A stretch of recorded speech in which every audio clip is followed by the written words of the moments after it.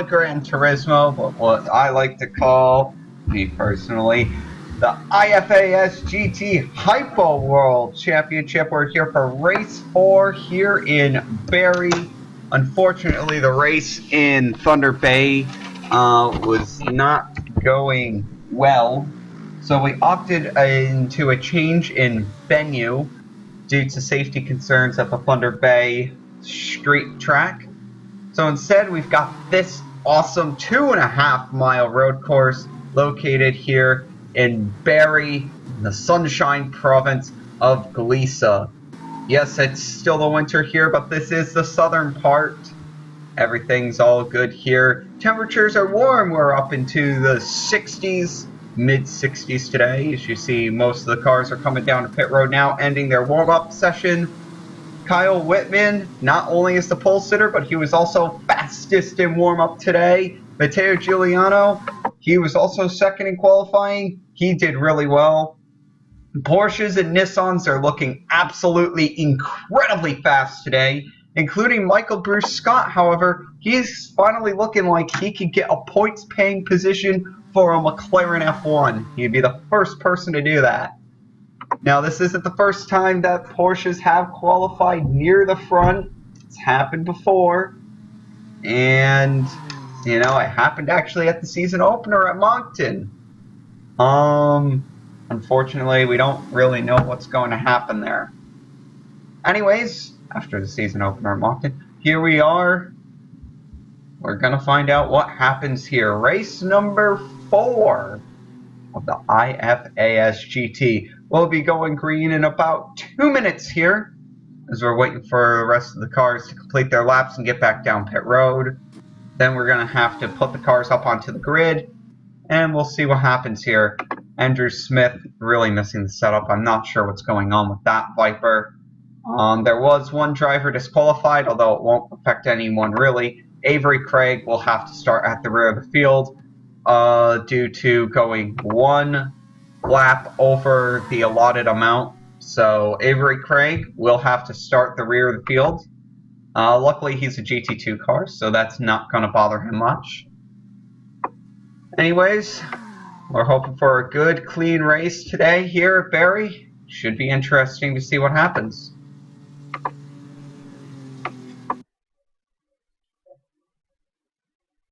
And here we go. The race is going to be 122 laps long.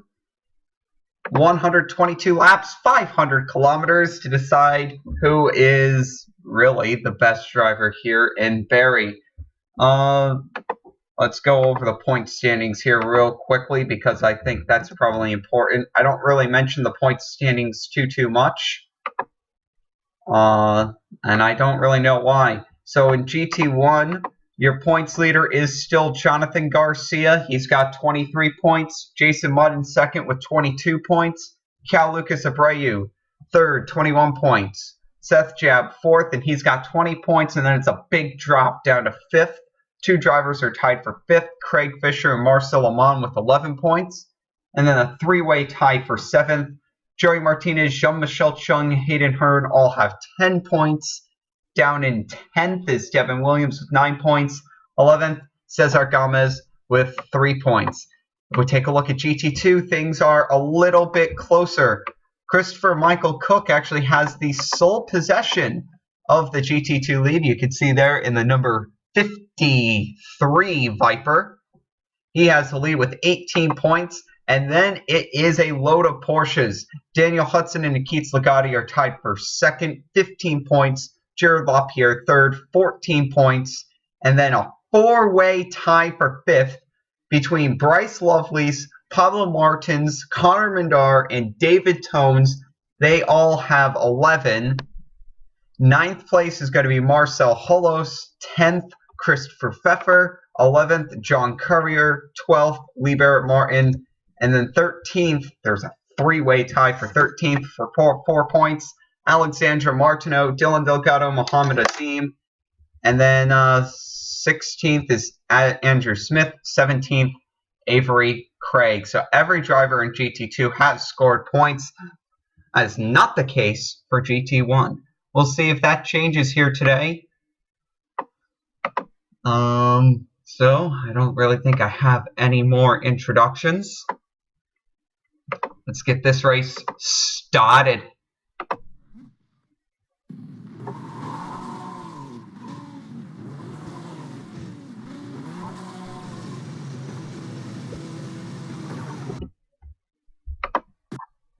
All right, and the green flag is out. We are underway here. And Kyle Whitman, he's trying to beat the Nissans out into corner number 1. He won't be able to do it. Matteo Giuliano will jump out to a big lead. Kyle Whitman's going to try to undercut him here in corner number 1. Not going to happen. I mean, corner number 2, rather. And now we're going to come down through the S's here, and we'll see how the cars slide in through here. You'll see here still double wide. You see the Mercedes, McLarens, they're still going side by side. You can see all the huge Porsches there. And you'll see coming up off of this corner, we have Matteo Giuliano. He's the big man right now. He is the man, as a matter of fact. He's been one of the fastest, if not the fastest driver the past few weeks. He's been trucking down with bad luck during the races, though. We'll see if that changes today. In second place, we have Kyle Whitman, and he could certainly use a good run. Oh, a Nissan driver undercut him. That was Cesar Gomez, so now it's 1-2 for Nissan. Your leader, Matteo Giuliano. In second place, Cesar Gomez. In third place, we have the fiery Kyle Whitman, your pole sitter and the leader in warm-up today. He ended up retiring out of the race last time around with a blown engine. We'll see if that ends up getting fixed this time around. Hopefully it will. Fourth place, Nathan Foy with a third straight ninth place finish last week at Calgary. And that's gotta be frustrating for that 25 crew. 3 straight finishes, 1 position away from getting points. It just gets frustrating after a while. In 5th place here, you have the number 29, Jean-Michel Chung. The onboard cam for Toyota has actually returned to Jean-Michel Chung this week around. We're expecting big things out of this 29 Toyota. He has the opportunity to take the points lead this week, so we'll see if he'll be able to do that. Meanwhile, the car that you saw passing him on the right there, that has the onboard camera for the Panos, number 45, Joey Martinez. And unlike his teammate, the more conservative Cal Lucas Abreu, you have Joey Martinez here, and he's going over. Martinez has gone over in the grass. Now, I can't tell what's going on here, and another car has hit him, and he's continuing to flip. I don't know what other car hit him. Unfortunately, I don't have another camera angle here. But Joey Martinez flipping his car, that can't be good news for the Panos group. Doesn't appear that any safety car is going to come out. So that's at least good news. And here's Jean-Michel Chung. He's going to go right around Nathan Foy here. So Jean-Michel Chung's going to take the 4th position.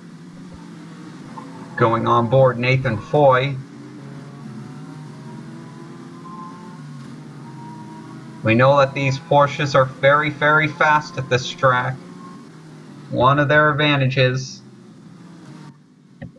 Right now, though, it's looking like it's all Nissan. Cesar Gomez, Matteo Giuliano, they are the men. Unfortunately, neither of these two front-running Nissans have the onboard camera. The onboard camera is actually aboard the number 32 Nissan. That is Hayden Hearn, and he's been historically the best driver for Nissan. After their very impressive performance at Calgary the last time around, we'll see if Nissan's actually able to pull it out instead of dropping their races to Toyota and Mercedes like they've done the last 2 weeks. And Mercedes pulling out a very, very good win last time out. Seth Jab pulling out An incredible victory at Calgary. Second place, Craig Fisher, putting in a valiant effort trying to win that race. Fortunately, it was for naught. Let's go back to the transfer position, and that is number 8, Marcel Amon. Yes, number 9, Craig Fisher. He is in what we would actually be called the transfer position. No points are awarded to people that finish 9th or worse in their class. And currently Craig Fisher is 9th, and Seth Jab, who has the Mercedes onboard camera, is currently in 10th. This is your winner from last week. Remember, he's 4th in points with 20, so that's a biggie right there. Right behind him is Justin Demon. We were explaining earlier that the McLaren seems like their best shot at scoring any kinds of points is this time around in this race. Certainly seems like it.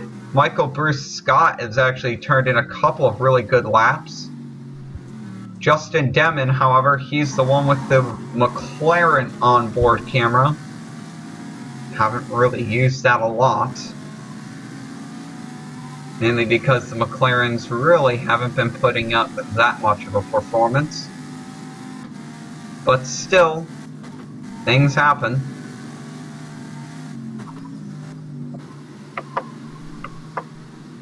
Anyways, we'll go down to the GT2 battle right now. And in first place we have John Courier, which isn't a surprise really to most people. He's been a very fast driver here, no doubt about it. In second place is your points leader in GT2, Christopher Michael Cook, who actually has the Chrysler onboard camera. After hearing big news that Chrysler was going to discontinue their Viper in 2016, of course, got some issue here going on. One of the Paynauses just came back into the track. Is that the number 45 or 44? That is Joey Martinez, so we finally found him back. I guess he was just trying to merge back. Just got back up on the 4 wheels. Car doesn't look torn up, so we're all good to go here. Meanwhile, we go to the Porsche onboard camera, which today is sponsored by Connor Mindar. And boy, Connor's really seemingly the best Porsche driver right now. Oh, absolutely, no doubt about it. If you can attribute Porsche's success lately, this race and the previous race, to 2 drivers, it would probably be Connor Mindar and Akitsa Mara Legati. Unfortunately, Akitsa was not able to accrue any points last week due to a bad pitch strategy. Connor Mindar, he's been consistently up there the past few races, so we'll look for Connor to really have a good finish here today, and that's why we have the Porsche onboard camera.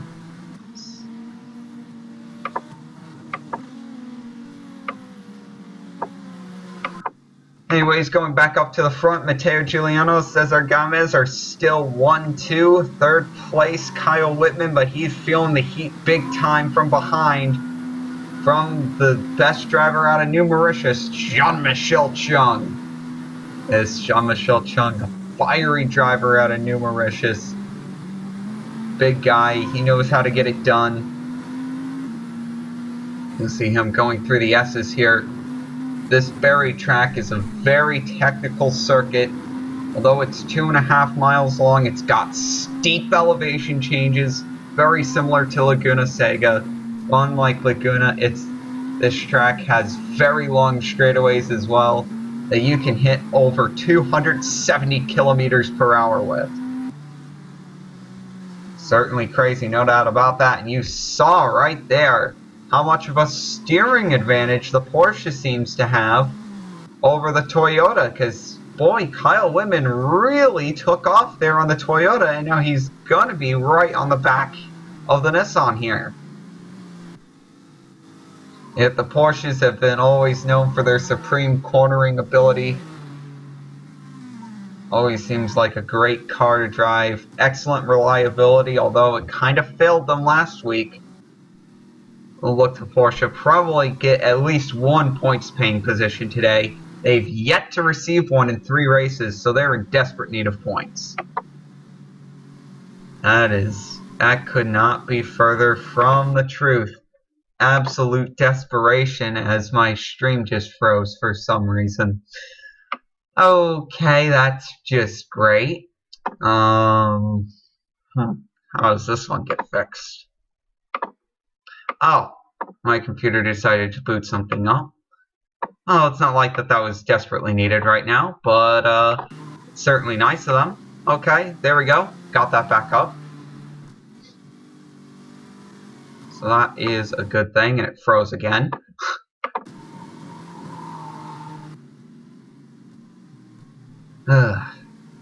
Hopefully it doesn't freeze again for the rest of the race. Okay.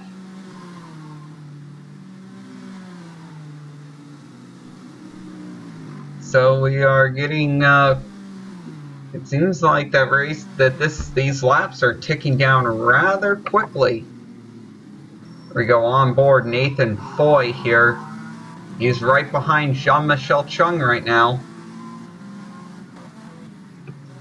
Nathan Foy, of course, courtesy the Mobile One onboard camera for Porsche.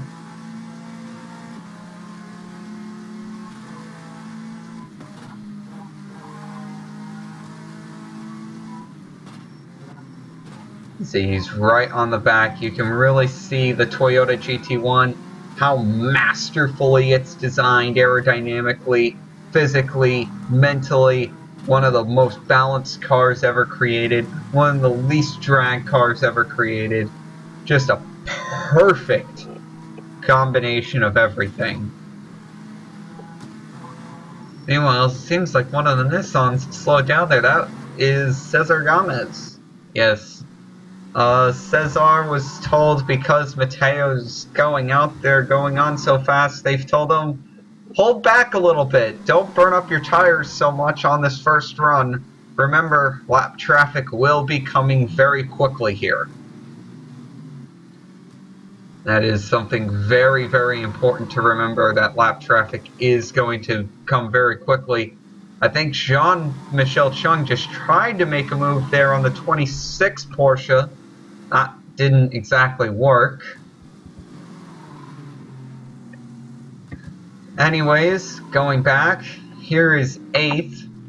It's still being held by Seth. Well, actually, I shouldn't say it's still being held by Seth. It was being held by Marcel. And now, all I saw was a Paynos. Yes. And now it looks like the entire field is bunched up here behind this one car. I'm not sure what's going on here. The entire field got bunched up behind that one car, and now your leader appears to be Kyle Whitman. It is. Nathan Foy is stuck here behind this Viper.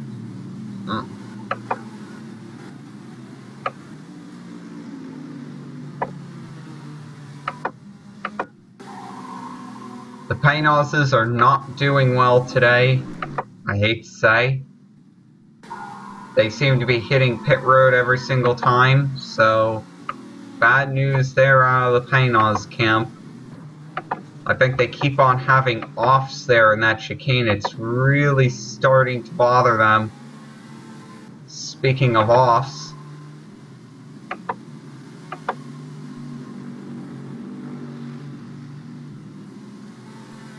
oh, there goes. Yep. So, Paynos not doing well today. Nathan Foy also really lost a lot of positions. He was in 3rd, and now he's fallen all the way back to 8th.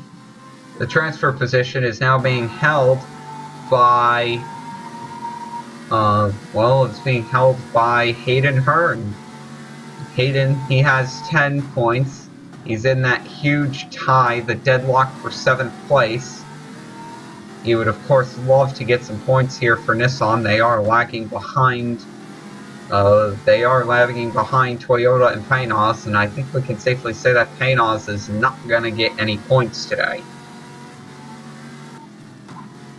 An obvious failure on those Paynos cars, unfortunately.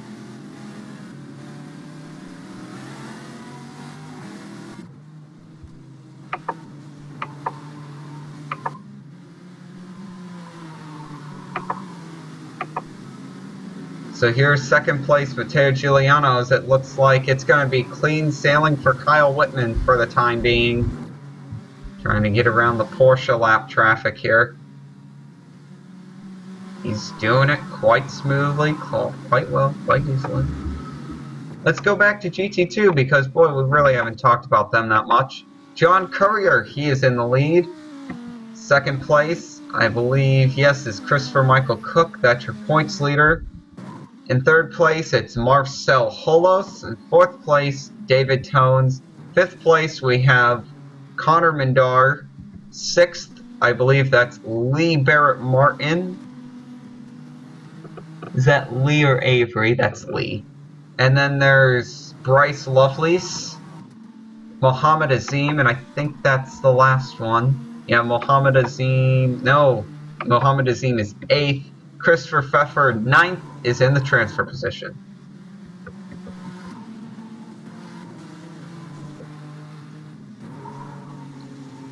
And you can see here, the Porsches, they're not letting the Vipers out of sight. Oh, not at all, not by a long shot. These Porsches know that they have their best opportunity to compete with the Vipers here. Although that they have a huge power deficit, they also have a huge weight deficit as well. They weigh a lot less than those Vipers. So the Porsches can take advantage of their lighter frame and their maneuverability. They have a very distinct possibility of winning this race. That was a pretty damn good analysis if you ask me. And now Dell Support Assist is trying to come on and screw me.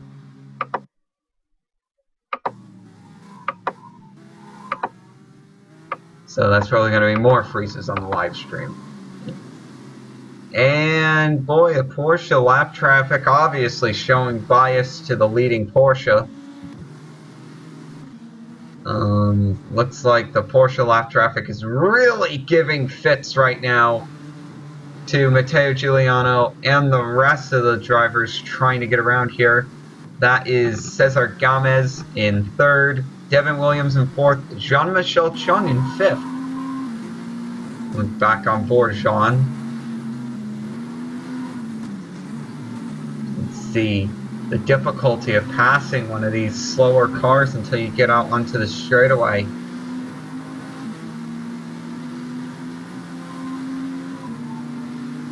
You have to wait.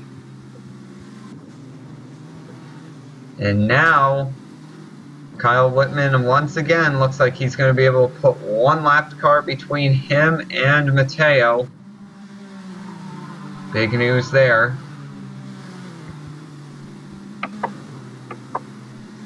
Going back to the transfer position, Hayden Hearn. It looks like that Marcel Amon isn't too far. I mean, Seth Jebb isn't too far ahead of him. Or Nathan Foy, whoever. In fact, they're right there. Here we are on board the Nissan. And there we go. He's going to try for it. Is he going to get there? No. Very difficult to pass in the S's here. Probably the most difficult, one of the most difficult things to pass on in this series is the S's here at Barrie. Meanwhile, Matteo Giuliano, he's right on the back of the number 26 Porsche. Can we see a pass here? No. He's trying very hard though. Yeah. He should be able to get around Martino. That's what the 69 Porsche is. And yeah, he's able to slip right around him. And now, it looks like Kyle Whitman's trying to take an extra here on Christopher Pfeffer. Remember, they're good friends. So you imagine they're going to let each other by. Matteo Giuliano and Christopher Pfeffer, they're more on neutral grounds.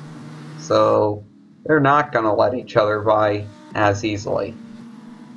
Certainly not. And there's a huge cluster of cars here. Very difficult to discern who is where. And, oh boy, there's cars everywhere coming up off of this corner. But it looks like Kyle Whitman's going to get the better of it. Oh boy, we got cars going 2, 3, 4 wide here. And Devin Williams will now take the second position, taking advantage of all this dumpy lap traffic here. And they're going to try to make it 3 abreast coming down this straightaway. That is ballsy, to say the least. Especially coming into a chicane. It really looks like GT is kind of getting squashed here. And, oh, I think Kyle Whitman was able to break through on the lap traffic. He was not. But Devin trying to break through, he's not able to do it. And Kyle Whitman, yes, he's the first to break through that lap traffic mess. And how about, look who just came up into third. That's Marcelo Mon in the Mercedes. So fourth is going to go to Matteo, fifth to Cesar. No, fourth to Cesar, fifth to Matteo. Sixth, Jean-Michel Chung. Seventh is going to be Nathan Foy. Eighth is Hayden Hearn. And ninth, in the transfer position, Craig Fisher, who finished second last time. So you'd think that Craig would do a little bit, would do better. Not quite. Boy. Well, that's interesting. You have one of those Paynoses who's not having a good day. And then we have Nissan here. Devin Williams, number 92. See if you can catch up to Kyle Whitman. And, of course, Devin Williams, Kyle Whitman. These two guys do not like each other one bit. So that'll be interesting when they get next to each other. Undoubtedly. David Tones looks like he dropped back a few positions here behind Porsches. So, boy, it really looks like Connor Mandar and Lee Martin, they are really trucking it right now. Oh, undoubtedly, they are looking very, very fast. Still in 8th is Mohamed Azim, transfer position. Christopher Pfeffer, he's in 9th. That's GT2. It's a tough position that these guys are in, no doubt about it.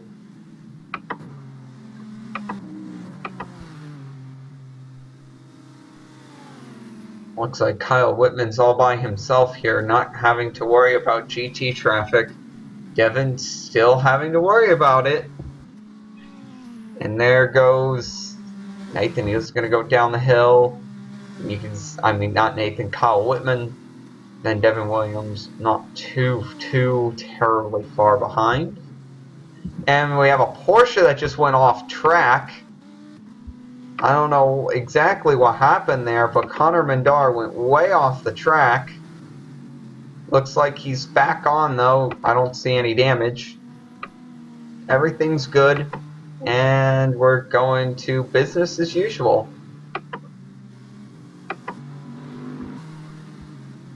So Jean-Michel Chung, after all that, was able to get into 4th. 5th out of that fiasco is going to be Matteo Giuliano.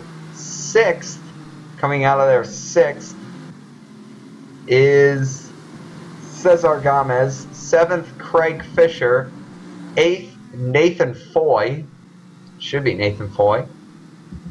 And 9th, Jonathan Garcia. So Hayden has fallen back to 10th. Well, not every time are you going to be able to be perfect here. Oh! Jason just made an excellent maneuver there. Jason, he'll go into 10th, and Hayden will fall to 11th. You still have Justin trying to compete there. We were thinking that Justin and Michael might have a run. Looks like this is not going to be the McLaren's week either. Tough. Now Devin Williams. He is closing in very quickly on Kyle Whitman. Whenever these two get together on a track, there's always fireworks. So this is going to be rather interesting. And usually not so much between Kyle Whitman to Devin Williams, but certainly the other way around. I'm not sure what the beef is here, but Devin has never had a liking for Kyle Whitman, not in the slightest. These two rivals now, Whitman out of Wawata, Devin Williams out of Galisa, trying to do some crap here.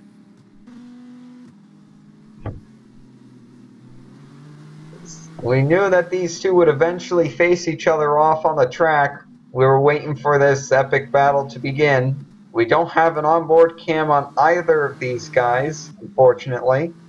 So we're not going to see any theatrics up close and personal. But we can tell you that Kyle Whitman is the faster of the two drivers. Oh, undoubtedly. Oh, both of these, it should be said that Devin's also working off of an 18 kilogram ballast because of the success that he's had in the series thus far. Kyle Whitman, who's had 0 success, has 0 kilogram ballast. So that's quite the interesting thing. Certainly. And it looks like Kyle's going to make quick work here of this Viper. Devin not going to be able to be so lucky. Oh, maybe. He's able to slingshot the outside there, but not as quickly as Kyle was able to. So he'll lose some time there. Anyways, we'll go back to third and we'll see. Oh, up on 2 wheels. Very dangerous. There is Marcel Amon. 4th place, Jean-Michel Chung. We'll go back on board Jean-Michel Chung. Maybe I'm biased towards the Toyota TS020, but this is a great freaking car. You can bet this. Toyota, one of the best cars ever made. You'll see that they are kind of stuck here. Anyways, going back to the transfer spot, there's a whole kind of battle going on here. Somehow Matteo Giuliano's held on to the has held on to 8th place, and Jonathan Garcia, who's been really fighting, has 9th, I think. And Nathan's got 8th. Jonathan Garcia has 9th. Hayden Hearn here has 10th.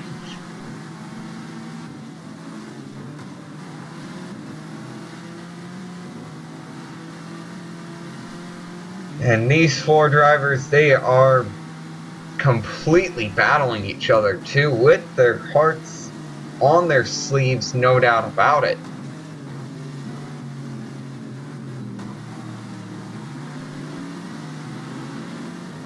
Now you can see Jonathan Garcia, who is in the transfer position. Certainly a lot better than what could be said at Calgary, where he was nowhere near the transfer position the entire race. And oh boy, we've got drag racing Vipers here. That's certainly to the dismay of the GT1 drivers, but now Hayden, he's going to move into the transfer position. And you'll see up there is 8th, Nathan Foy, who will now go on board with. And Hayden is starting to be a lost memory in that rear view mirror of the Porsche 911 GT1. Of course, Nathan would love to keep it that way. We'll see if that's able to happen.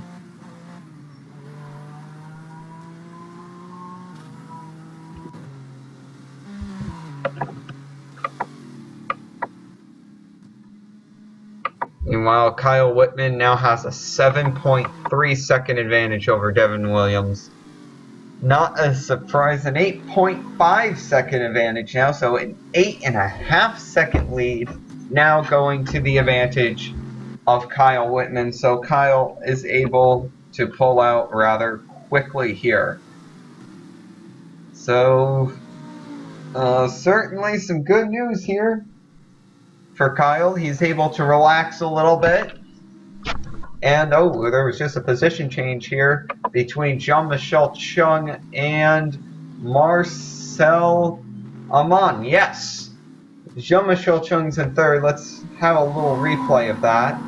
See how Jean-Michel Chung, he's like, okay, you're going to diddle-dally around a Viper. I'm just going to pass you. Great move there by Jean-Michel Chung. We'll see him move up here. He's able to move into the podium position, third place. Action has certainly calmed down near the front of the pack. Action certainly hasn't calmed down in the middle. You should say the lack of calm has really been the thing. You have 8th place Nathan Foy, 9th place Hayden Hearn here. They're just saying that Hayden was becoming a distant memory for Nathan Foy. Certainly not anymore. Hearn is right on the back. Yep, and that's a problem. Let's see if Hearn's able to do anything. We'll switch back now to the onboard camera of Hayden Hearn. See him pull out on the Viper here. We'll see where Hearn goes. And it looks like Nathan was able to escape. Probably go around the Viper here. Yep.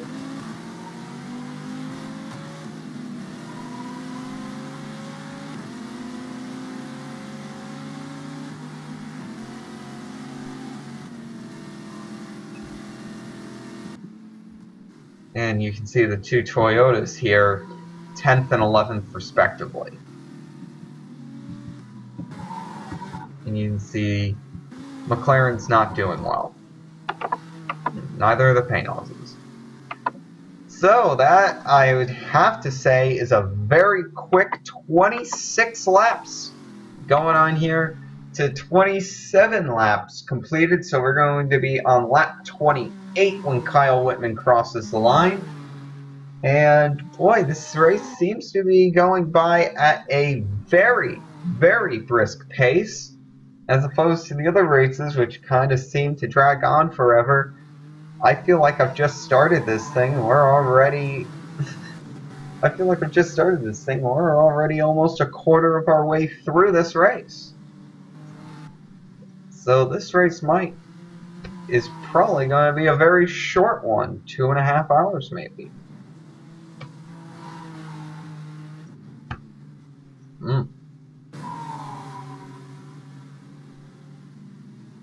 So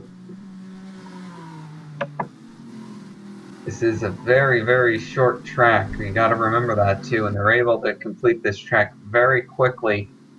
1 minute and 6 seconds for the pole position, and I think that's just incredible. 1 minute and 6 seconds.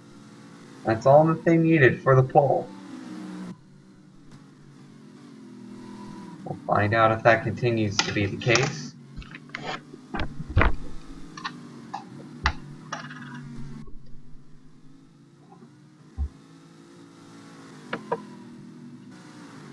So here, the fastest time for Kyle Whitman thus far is a 1 minute 7.6.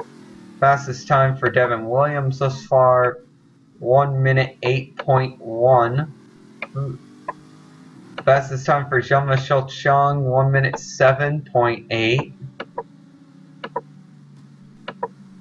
And let me take a look at this. Yeah, 1 minute 7.6.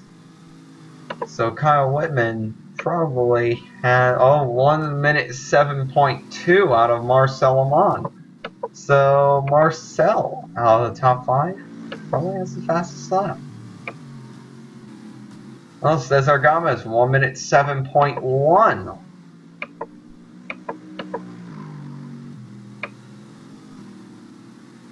Matteo Giuliano, 1 minute 6.6.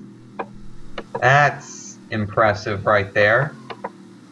So Mateo is pulling near qualifying pace. So is Craig with a 1 minute 6.6.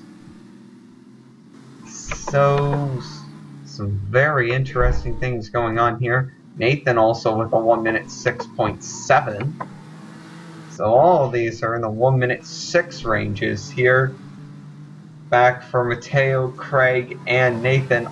All of them are in the 1 minute 6 ranges, and I think that's quite impressive for this stage. Hayden's also in the 1 minute 6, 1 minute 6.8. You see Kyle Whitman, he'll get around the McLaren there. Devin has caught Kyle, but obviously it's due to lap traffic, so it really doesn't matter.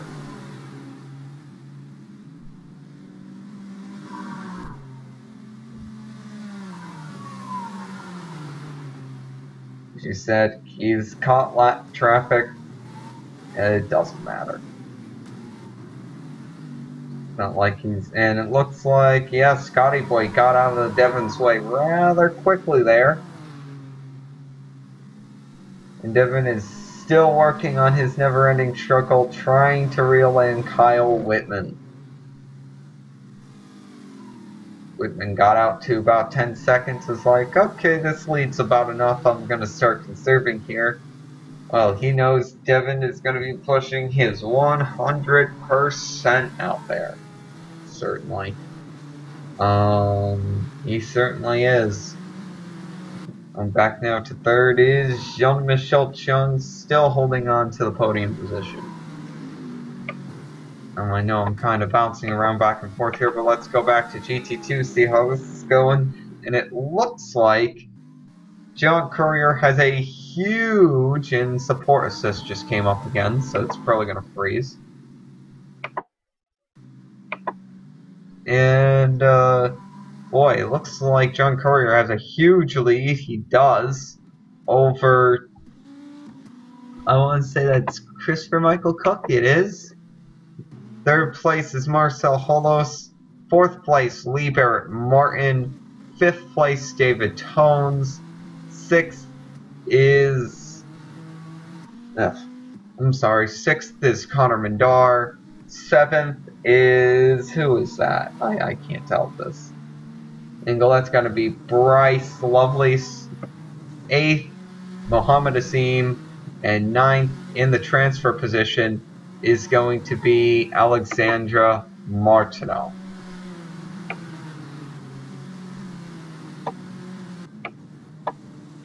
One of the paint hoses has gone out with an engine failure.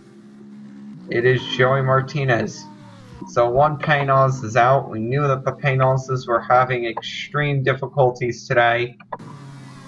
And it'll be interesting to see how that turns out for Cal Lucas Abreu, who's currently third in points and probably is going to be lower than that after this race. He said it best, lower than that. But then again, I wouldn't necessarily count on it.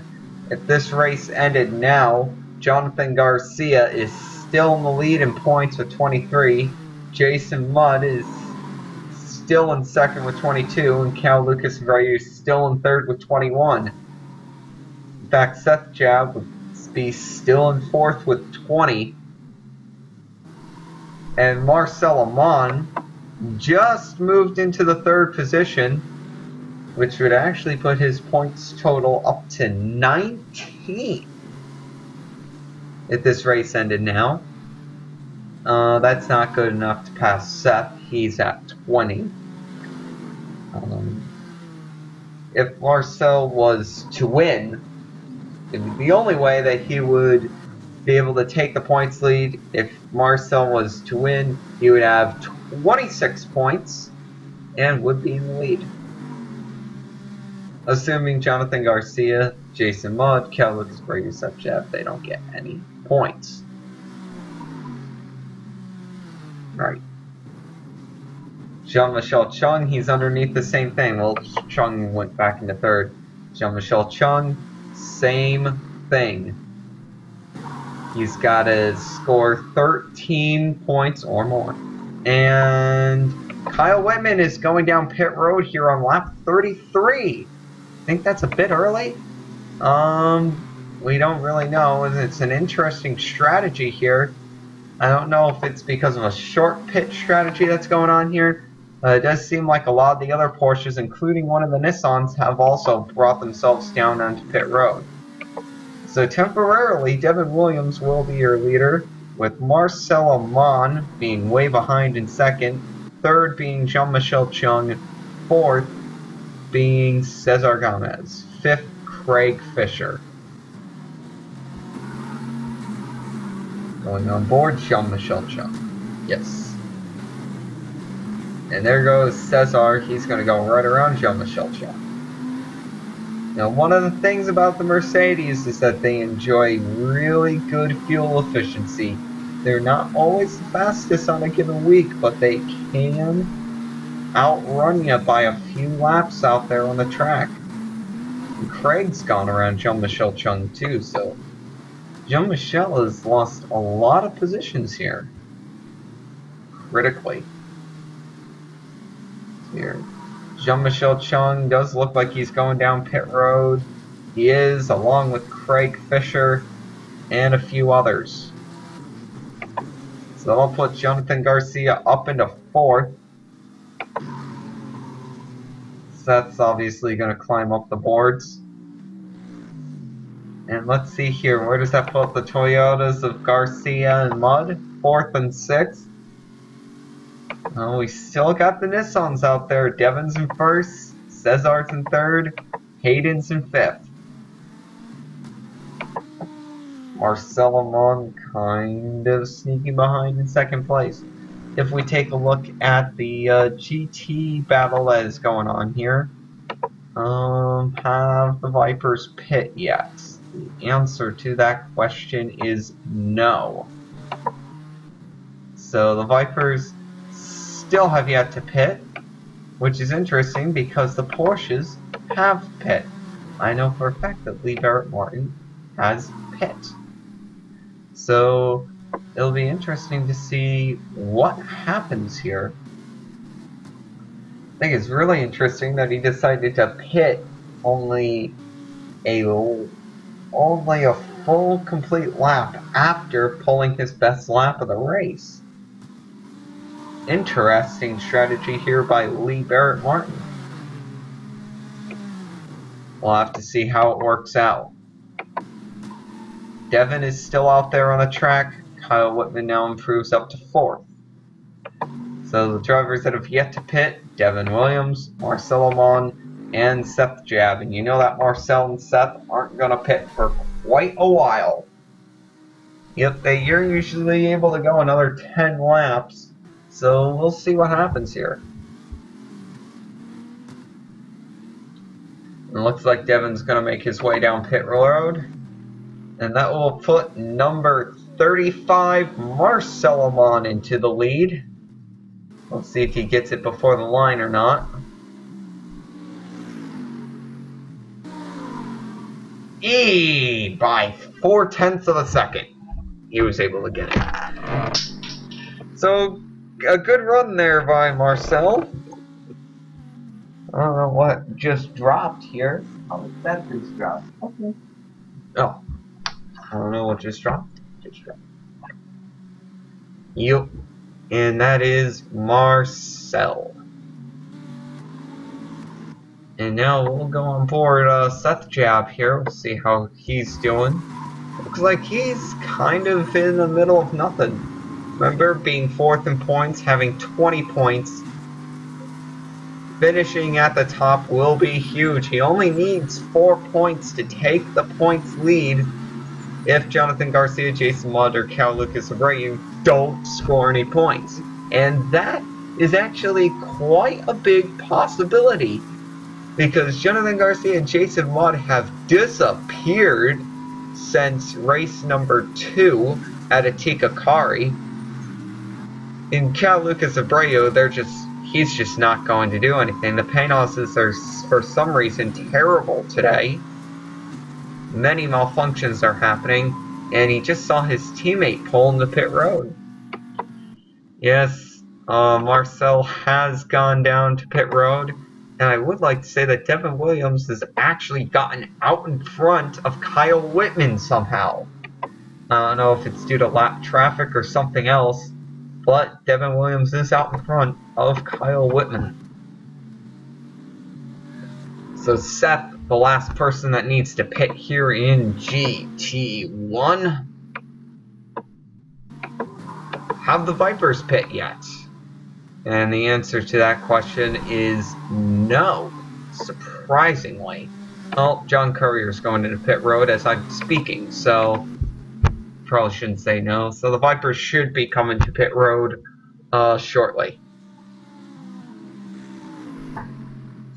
So instead of a couple of distinct pitch schedules happening today, it looks like it's going to be just one lengthy pit schedule, as the Mercedes don't really have a huge advantage over the Nissan and Porsche today.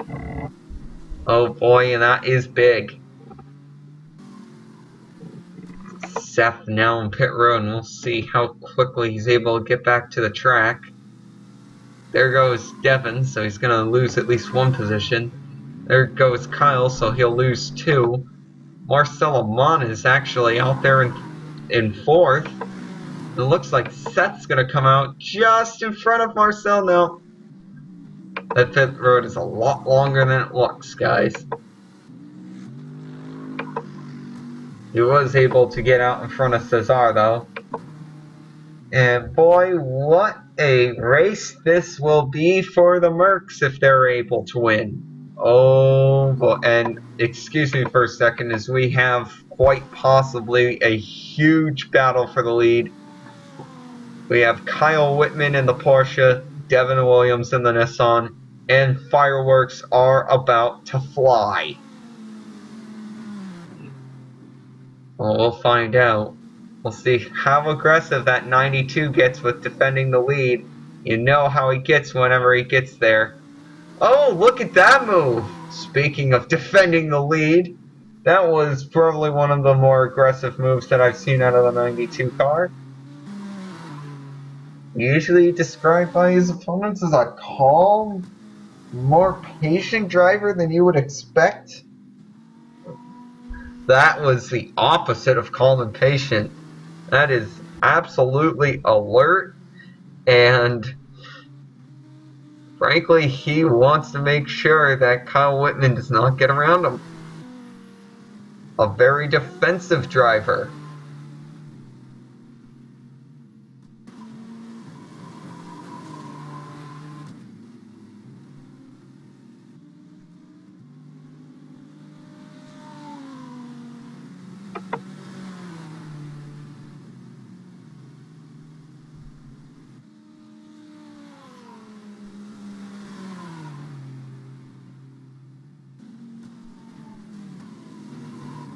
And you'll see they're kind of just running each other's tails. What difference does this make for the rest of the field? Well, here we go. Jean-Michel Chung's now in 8th. Nathan Foy is in a very familiar spot. The transfer position in 9th. Boy, like I said, this has got to become very, very frustrating for Nathan and the entire crew. You know, they work hard week in and week out trying to make sure that they've got an absolute beast of a car, and they do, and just bad luck falls upon them on pit road and they're unable to do anything. However, his teammate is his teammate is in second place, right behind, well, not his rival, but certainly Devin has a huge rivalry with Kyle, for whatever reason. That's an enigmatic driver he is.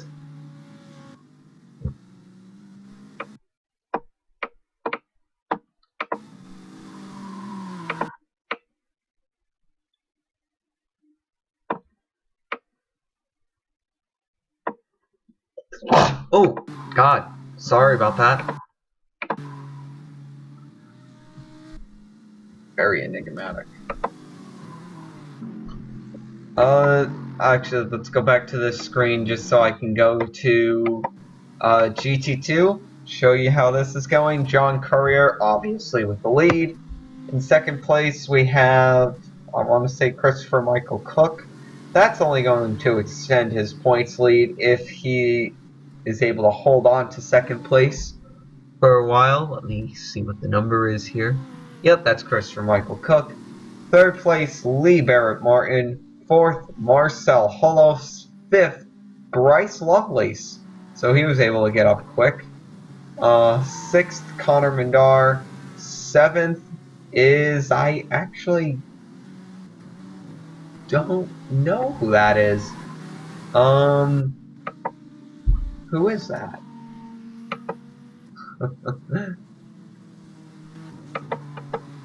Oh, it's Dylan Delgado, and there's a huge cluster of cars here. So Dylan Delgado, and then Mohammed Azim in 8th place, Keats Maragati with Pablo Martins in the transfer position.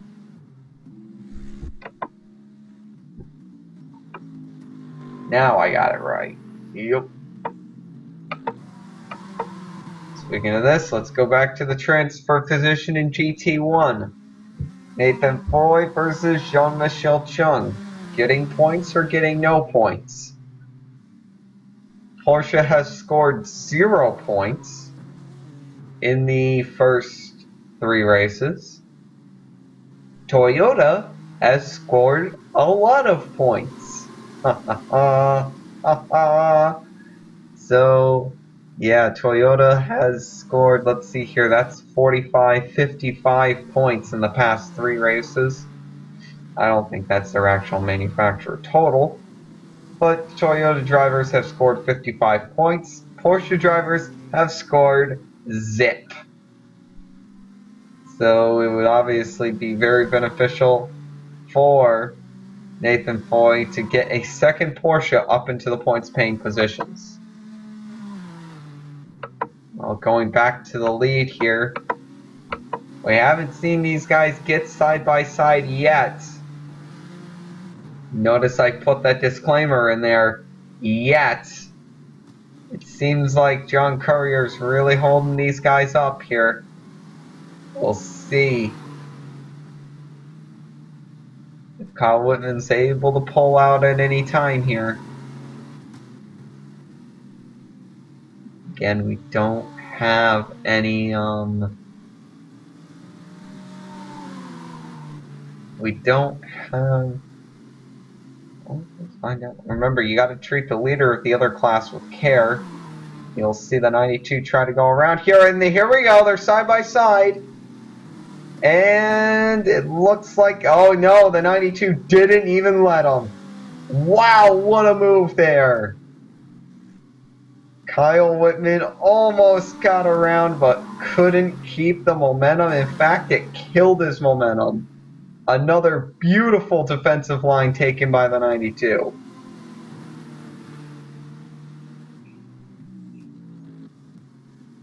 And as you said, that was completely elegant. Racing is a true art form, folks, for people that don't think so. And actually, Devin and boy, Devin really better start putting the throttle down along with Kyle Whitman, because here comes the Mercs. Here comes Marcel Amon. Here comes Seth Jab. Oh dear. I think we're getting pretty close here to an hour. We are. We're getting pretty close to 1 hour being completed in this race. I think we're well past 1/3. Yeah, 44 of 122 laps completed. And a third would be a little bit more than 40, so we'll say 41. Yeah, 41.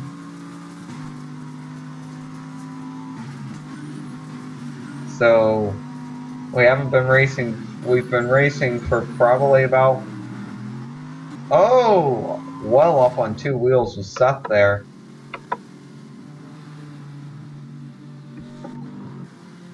So just some interesting developments. There's 5th, 6th, 7th. Ooh. An interesting battle here at the transfer position brewing here.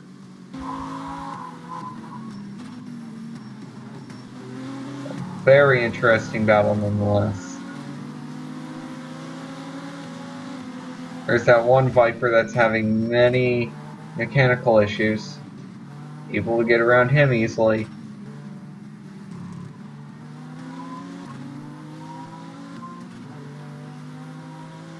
And Nathan falls back to 9th.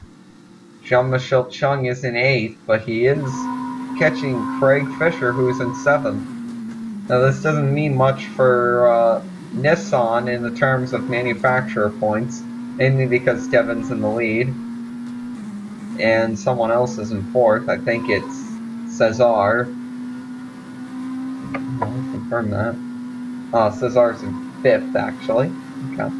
So it doesn't mean anything for Nissan if Cesar's in 5th and Devin's in 1st. But it'll mean a lot for Toyota if he's able to get around Craig Fisher here, because that will mean an extra point for the Toyota crew. So that'll be 2 points accrued for this race. If he's able to get around him and stay around him. That's the biggie right there. You gotta be able to get and stay around.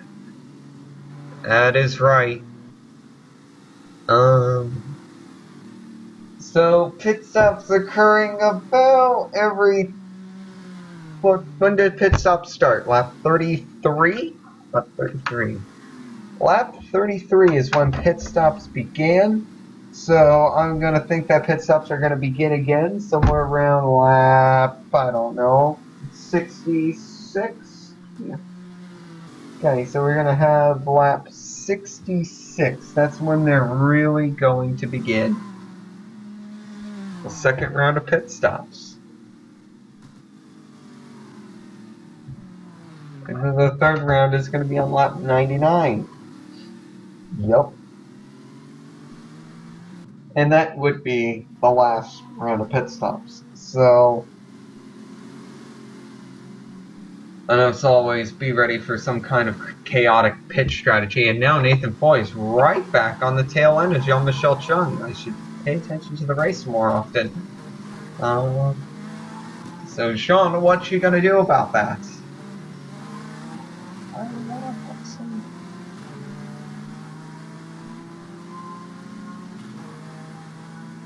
And that's what Sean is going to do. He's going to pull away from Nathan, as well as get right onto the back bumper of Craig. After finishing second last time out, awarding himself Nissan's best position thus far, second. Well, it does seem like they're in a good position to win, if it's possible.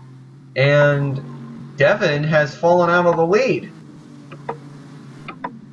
Your leader is now Marcel Amon, and it's by a good 4 seconds. I can't pinpoint when he passed. But Marcel Amon is now in the lead by 4 seconds.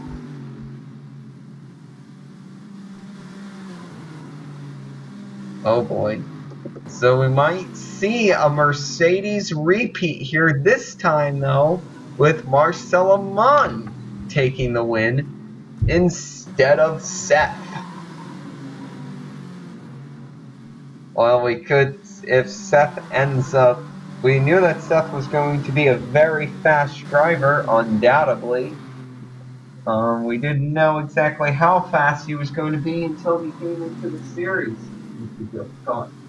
I'm going to tell you what, he has been nothing but impressive out of that Mercedes-Benz. He's probably going to be a very difficult driver to beat in the second third, and probably going to be one of the people that are going to be in the final third of this championship. Certainly.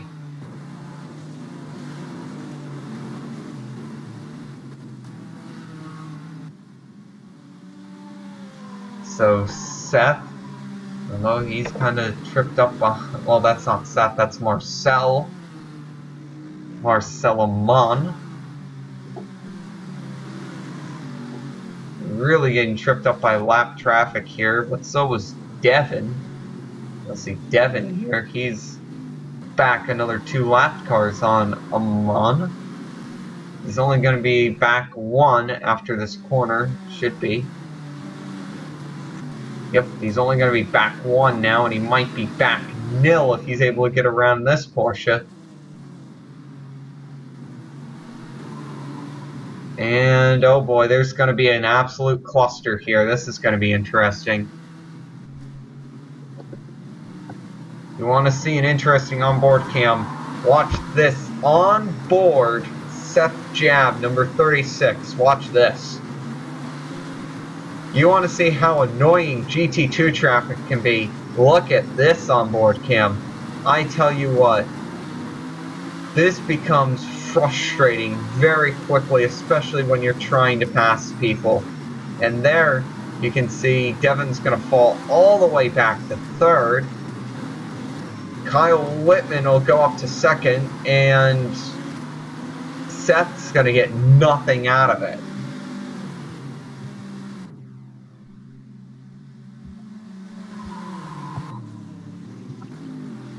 And meanwhile, Marcel takes off, obviously. So Devin's now fallen back to 3rd position.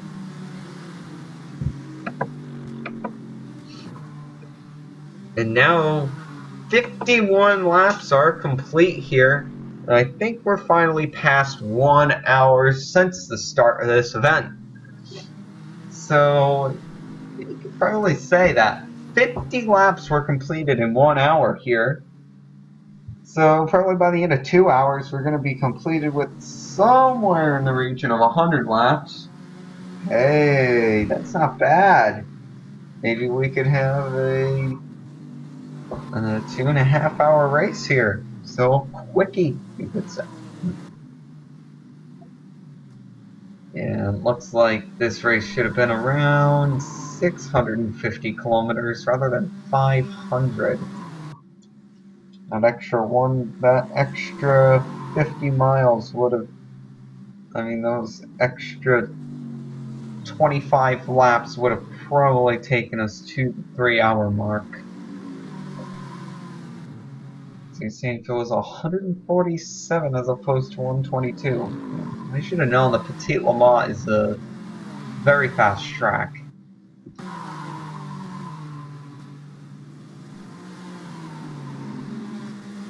Justin has actually increased his position to 11th. Oh boy. I think that's the highest. Well, it's not the highest that the McLaren's been this season. The McLaren's been as high as 8th.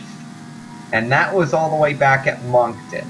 That was the highest that any McLaren was able to ever get, and that was Justin who did it.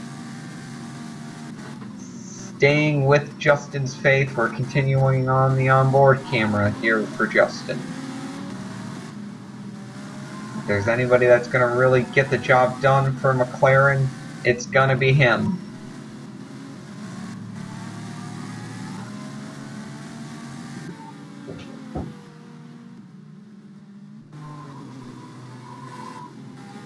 So Justin up to 11th position now. A few positions away from potentially cracking a points position here. Breaking news, Jean-Michel Chung has just passed another driver. Scotty Boy there is a lap down in the 41 McLaren. And there's Craig Fisher. Craig Fisher got passed by Jean-Michel Chung.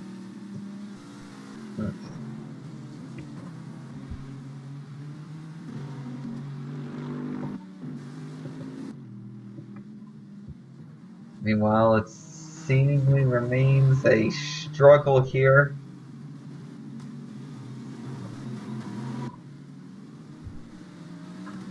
At the front, and oh boy, Kyle Whitman just got passed there by Devon. And again, lap traffic putting in its presence.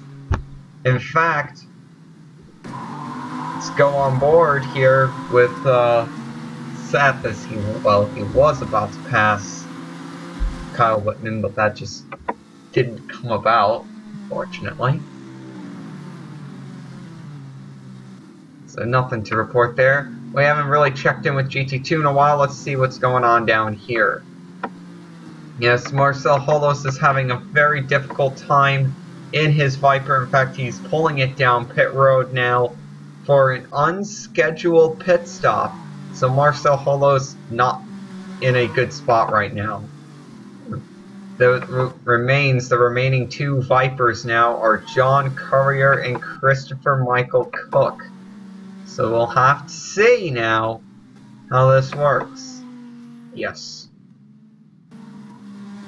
Lee Barrett Martin is in third. Bryce Lovelace is in fourth. Connor Mandar, your Porsche onboard camera, I should say, he is in fifth. So Connor, he's in fifth. Sixth, Muhammad Azim. Kitsumaro Ragati, seventh. When he comes around here. Eighth, Dylan Delgato. And ninth, Alexander Martineau. He's in the transfer spot. Should be said that Cal Lucas Abreu is actually past Michael Bruce Scott. So he just got passed by a paint on, so that tells you any bad of a day that Michael is having. Demons, I think, dumped it in the chicanes there again, so he's fallen way behind. Marcel Amon, he's not way behind though, he is way out in front. Kyle Whitman has fallen back to fourth here. We'll see what Seth's able to do. If Seth can get around Devon, it will be the third straight race that Mercedes have held a 1-2 position. They weren't able to do it at Moncton, although they were close. They were first and third. They were first and second for one lap at Atikokari. And here we go. Right around the 92 goes the Benz. And now the Mercs are 1-2 again.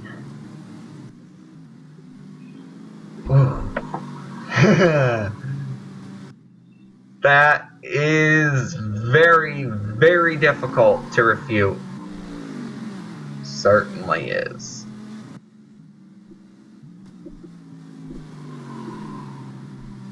Mercs are 1-2 again.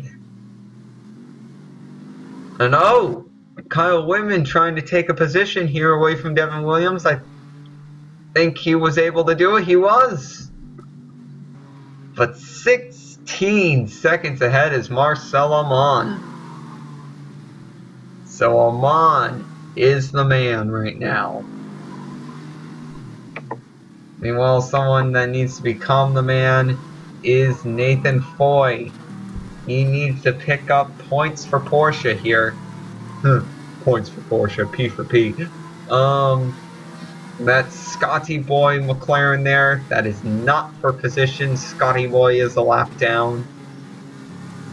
So he needs to get around that McLaren and the Porsche that is in front of him.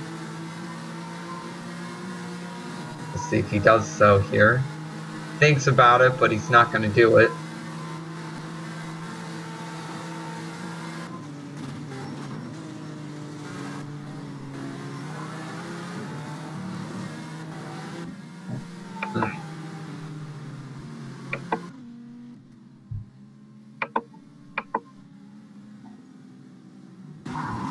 Boy, it's gotta be good seeing those two battle in your rearview mirror. It's one of my dreams to always find a great battle in the rearview mirror to watch while I'm up in front. Boy, that battle between Kyle Whitman Devin Williams, it's come as advertised, and now they're side by side down the straightaway, and the Nissan has the straight line speed advantage. And you'll see Devin, he will go into a third position now. And he will hunt down Seth. Yeah. These two are friends, but they're still excellent competitors out there on the track. So we'll see how this comes out. Not exactly as heated of a rivalry between him and Whitman, but definitely this is probably one of the most historic ones. This goes back 4 or 5 years before HypoWorld. So we'll have to see how this one comes out. 92. Looking for a way around Seth. Remember, he's got Kyle Whitman right behind him too, so he can't let him by. Again, Kyle tried to get around, but that overwhelming speed advantage of the Nissan really plays into a factor here. And it's very, very difficult to compete with the speed advantages. The Mercedes, the Nissans, they're the two fastest cars in a straight line here, no doubt about it. And boy, look at how quickly the Porsche catches up through those corners. Certainly an impressive piece of machinery here. We are watching, if you're just tuning in, you are watching the IFAS GT HypoWorld Champion Race 4 here at Barrie. A 500-kilometer, 122 lap race here at this very technical and hilly 2.54 mile road course.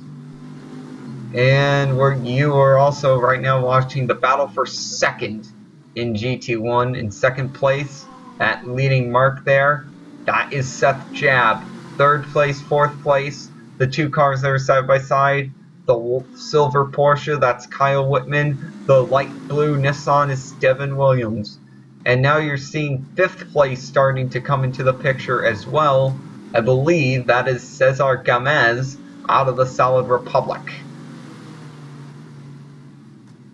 Ensalada Republica, if you will.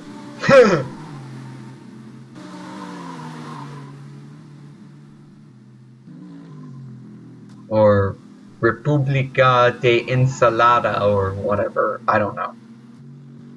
Spaniards.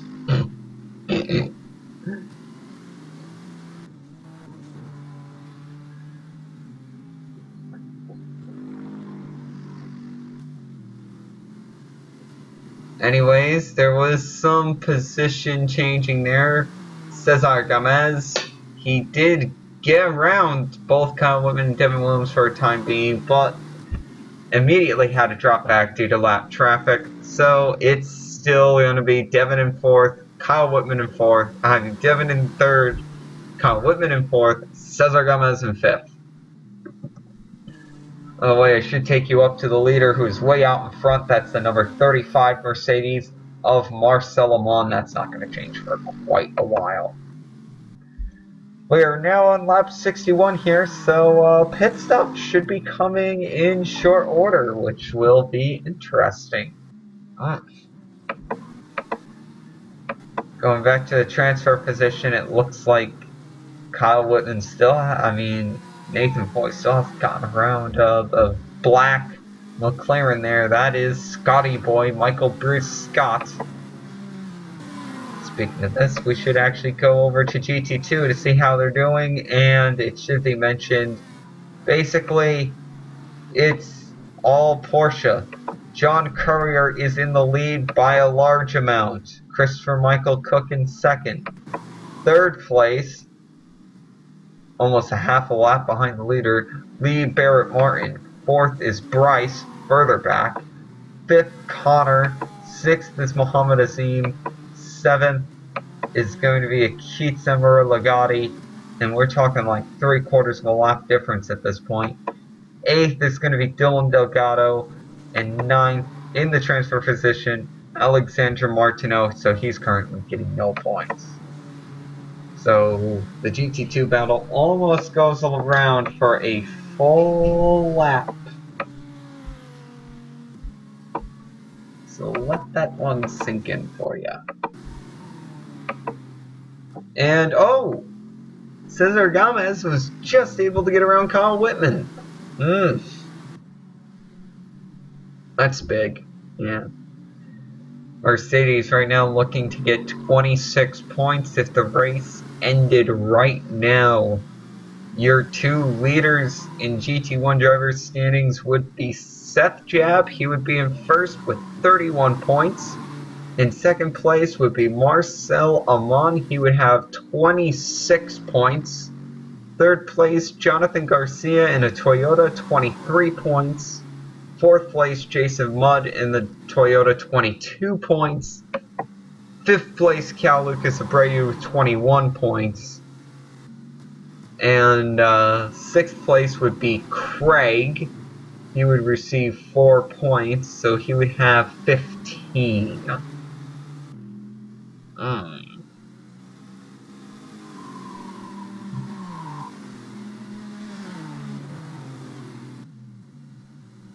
Jean-Michel Chung would have 12. Hayden Hearn would have 10. Oh, wait a second. No, actually.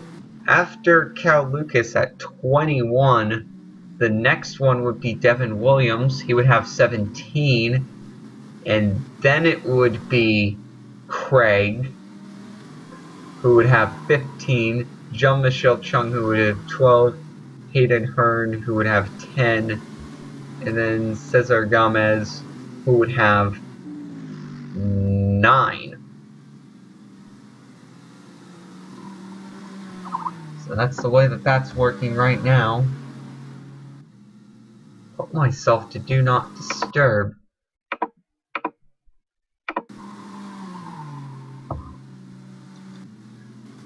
"64 laps completed," so we're on lap 65 here. Basically at the halfway point already, guys. This race is really trucking along quickly here while I'm here in the booth. I don't know about you. If you're not used to endurance racing, I guess this race is probably going by like, oh my god, oh my god. But it really isn't going by too terribly slow. Oh. Seth has wiped out here.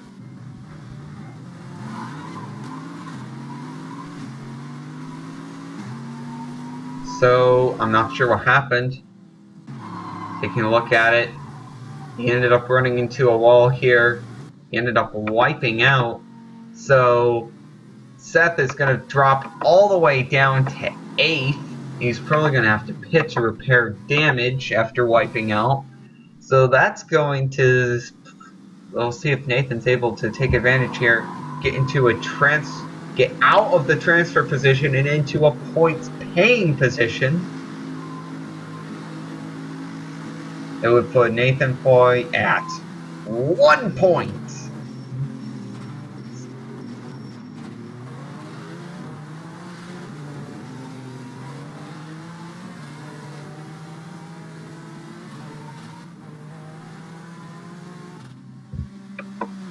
And it looks like, yeah, some Porsches are going down pit road, so take a look at Kyle Whitman, wait for him to go down.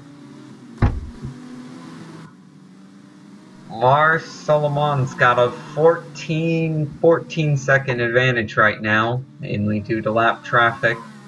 So you gotta be careful at this point. Cesar Gomez has moved into second. That's not gonna matter at all. Oh, wait, no, it will. So Cesar Gomez has moved into second permanently, and now, where has Jean-Michel Chung just come from? All of a sudden, just out of nowhere, Jean-Michel Chung has just decided to show up. Jean-Michel Chung must have flung dung at the camera because we have not seen him. He has basically disappeared.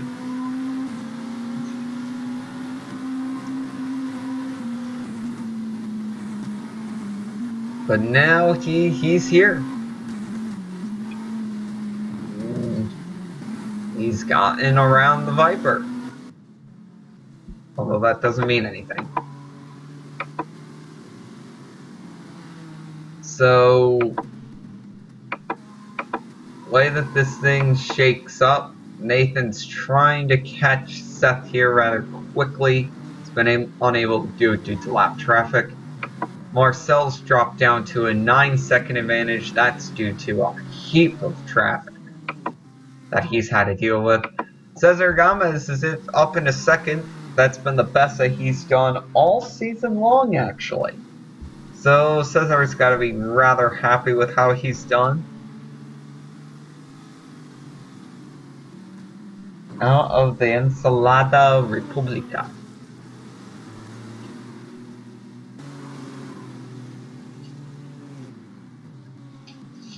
Could be worse. You could be Justin out of Kent.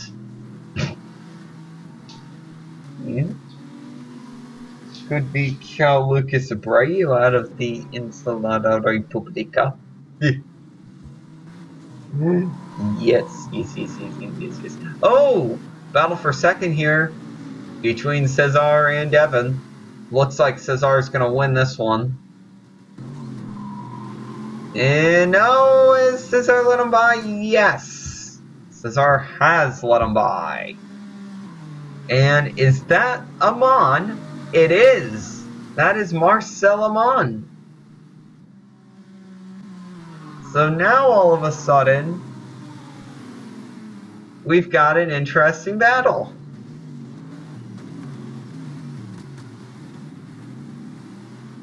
Oh boy. Traffic all kinds of bunched up here.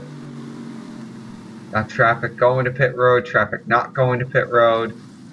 I think I see Marcel Amon going to pit road, so that'll put Devin Williams in the lead. Kyle Whitman had already gone down to pit road.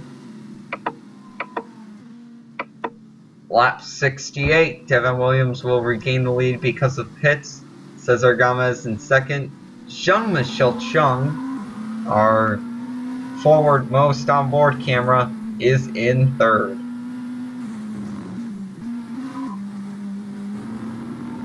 Usually we have a curse where more often than not, the cars with our onboard cameras aren't doing so well.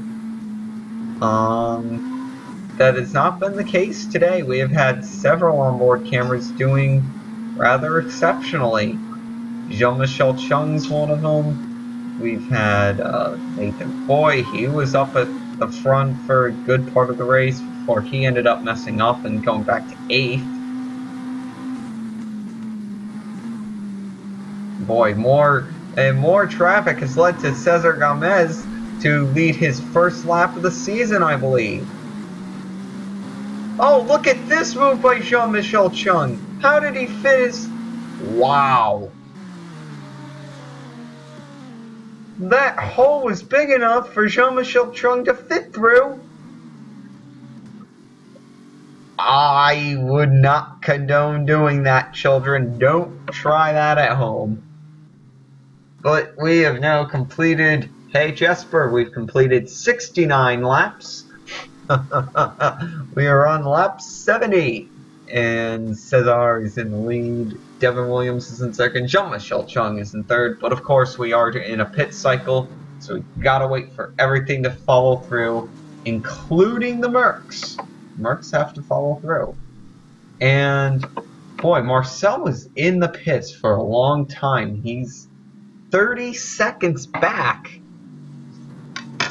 I'm not so certain that Seth has pit yet. He has he? Yes, he has. He pit here. Only one car has DNF'd. That's Joey Martinez.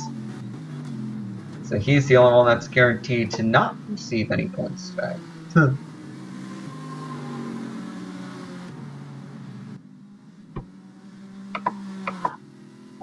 But to take a look at it, Craig going into pit roads, Cesar going into pit road, And the self-proclaimed endurance racing genius. There really isn't an ego as big in racing, I swear to God. Devin Williams has put himself in the lead. Seth Jab being in third, 16 seconds behind. We'll see what happens. Devin comes into pits now. He might get out in front of Seth. He's going into the pits now. Okay, so we'll go on board Seth Jam, and we'll find out if Devin's able to get out in time. It'll be interesting to see. Well, I don't think there's a chance of that happening. Find out. I don't see any Nissan coming out. Nope. Devin's still in pit road, actually. Jean-Michel Chung. Here comes Cesar. And Devin's going to come out just in front of Cesar Gomez. So Devin will come out in front of Cesar Gomez. Kyle Whitman will fall back to 5th. Jean-Michel Chung will fall back to 6th. Nathan Foy will move up into 8th. That's a relief for him. 9th will be Craig Fisher, so Fisher's back in the transfer position. So Seth's got a huge lead now.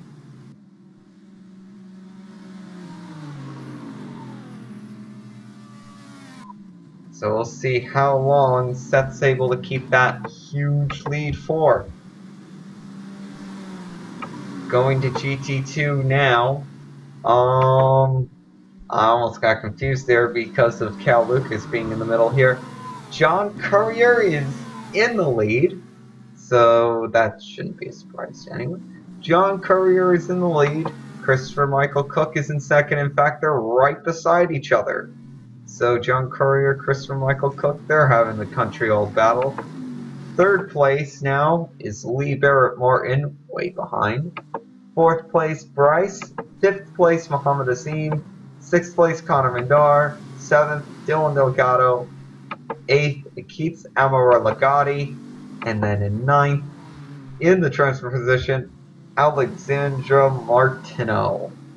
So Christopher Michael Cook looking to extend his points lead here in GT2. He'll have 29 points if this race ends right now, and I don't think anyone else would have 20. Let me check. No, John Courier would have 21. If this race were to end right now, John Courier would have 21. Nice. Lee Barrett Martin wouldn't have enough to hit 20. He would only have 13. Oh. Yeah. And let's take a look here. So Seth Jab, if this race were to end right now, he would have a commanding lead in the points. He would have 35 points, and in second place, I'm pretty sure, I'm just making sure here. Yes, second place is going to be Jonathan Garcia with 23.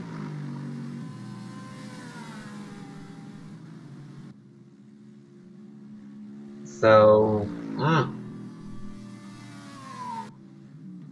So Seth Jab win here gives him a very comfortable points lead heading into the 5th race of the season. That'll be big. Yes.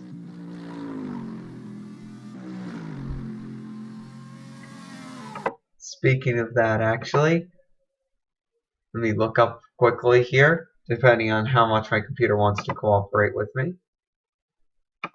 Here we go. The next race will be at Askeith. So we'll see how that works. So Askeith will be the next race. It's going to be a long track, but I promise it will be a fun track for these drivers. Another very hilly, challenging track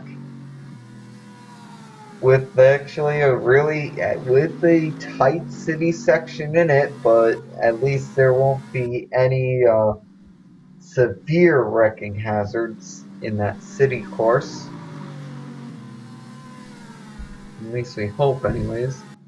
I don't see how there would be.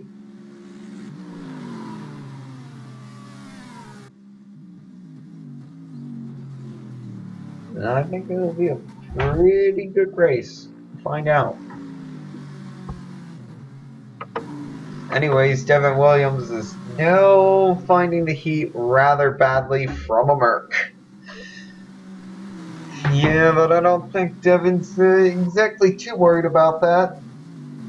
Third place, you've got that Merc right behind you, Marcel Amon. But right now, Devin's got to think about, okay, I've got chop off time here. I can't let, and this has got to be everyone in the field. You got to be like, okay, we got to chop off time here. We can't let Seth win this race. It's just going to give him way too big of a lead. It's just impossible that we'll be able to come back from this. Seth would win 2 races in a row. Who literally would jump from no points after 1 week to leading the points by 12 after 4 weeks. So it would be an astounding jump for the Mercs. Oh, wait. Seth is coming down pit road, so maybe you were right. Maybe Seth didn't hit. So Seth is potentially off sequence here, and that will you would think would give the lead back to Devin Williams, but we're about to find out if that's the case or not. Marcel Amon will be right on his heels along with Kyle Whitman. Don't forget about him. And they'll come out way in front of Seth. Kyle Whitman will come out in front of Seth as well. And it looks like a few Nissans are going to come out in front of Seth as well. And Jean-Michel Chung. Hello! So Seth really falling way back there to 7th. And now what's going to happen? Who's the points leader now? Oh, let me think about this. Devin Williams will have 24 points if he wins this race. 24 points. Did I do that right? Yeah. 24 points. That would put him 1 point ahead of Jonathan Garcia. Marcel Amon would have 22 points. That ties him with Mud. Kyle Whitman will just have 8 points. Cesar Gomez would have 9 points. Matteo Giuliano would have 4 points. Right? 11, 6, 4, 3, 2, 1. Oh, yes. 8, 6, 4, 3, 2, 1.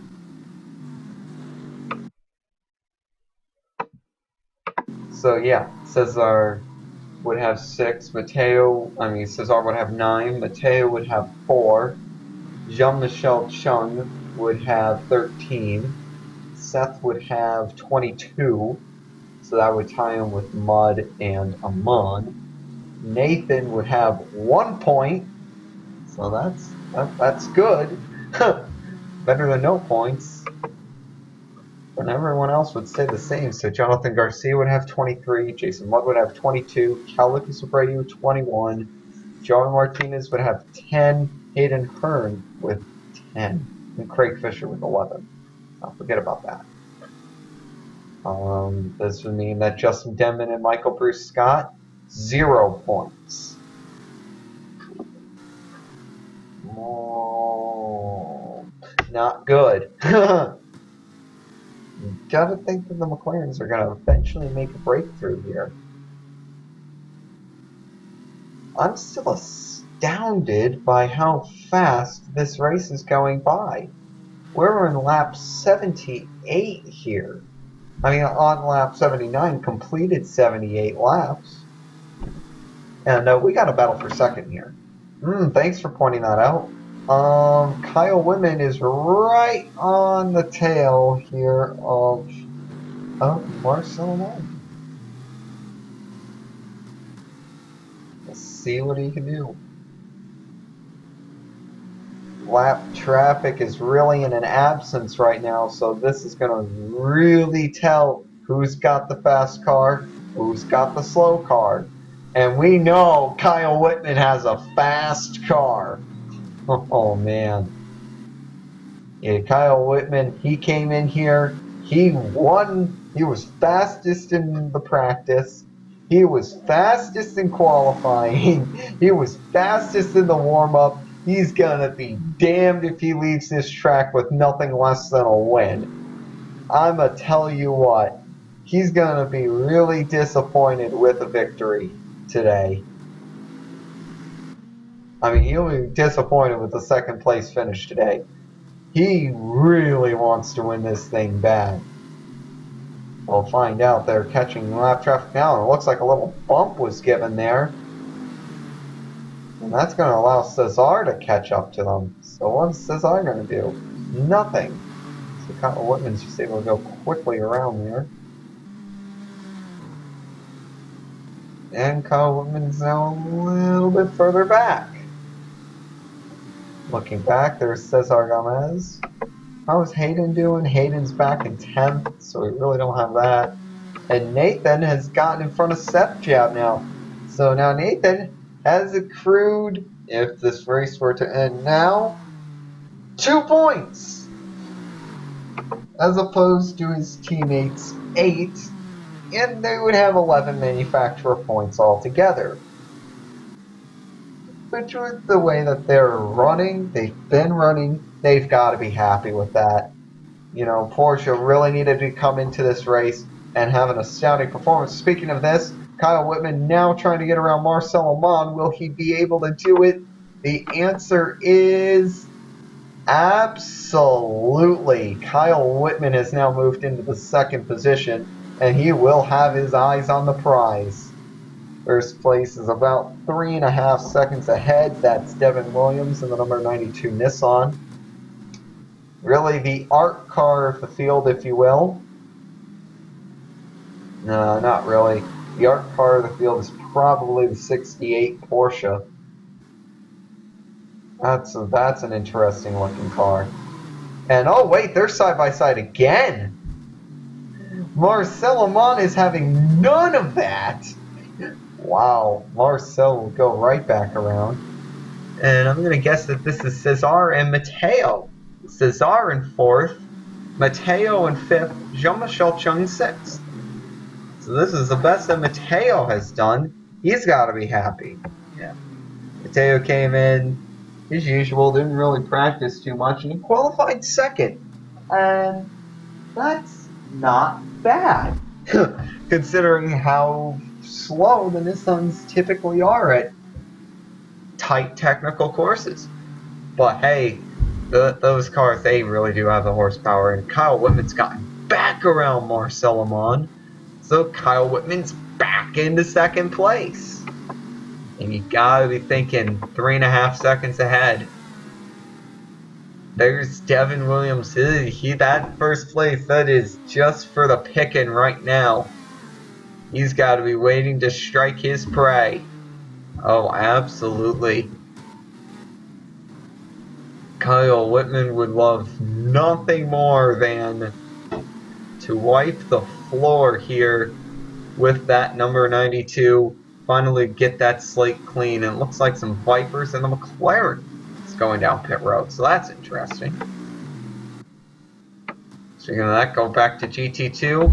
And it's still Christopher Michael Cook in 1st, John Courier in 2nd, and John Courier is a long way back. Actually, Christopher Michael Cook getting in 1st, that's a new development, because John Courier's been dominating this race in GT1.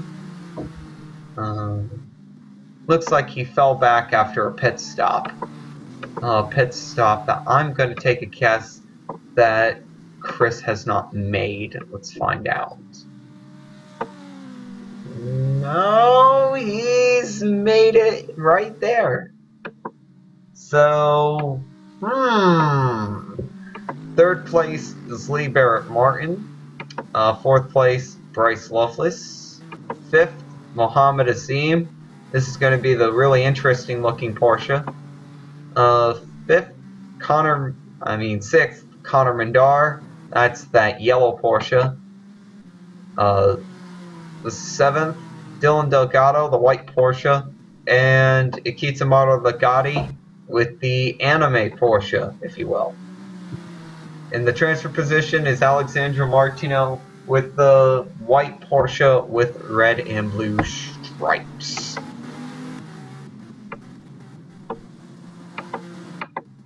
Anyways, it looks like they're back at it again here for second place. But this time it isn't Marcel Amon, it's Cesar Gomez. Boy, Nissan really wants to make a statement here at Barrie. No doubt about it. They really want to make a statement. This is their track. They want to make sure that they win here. No doubt about it.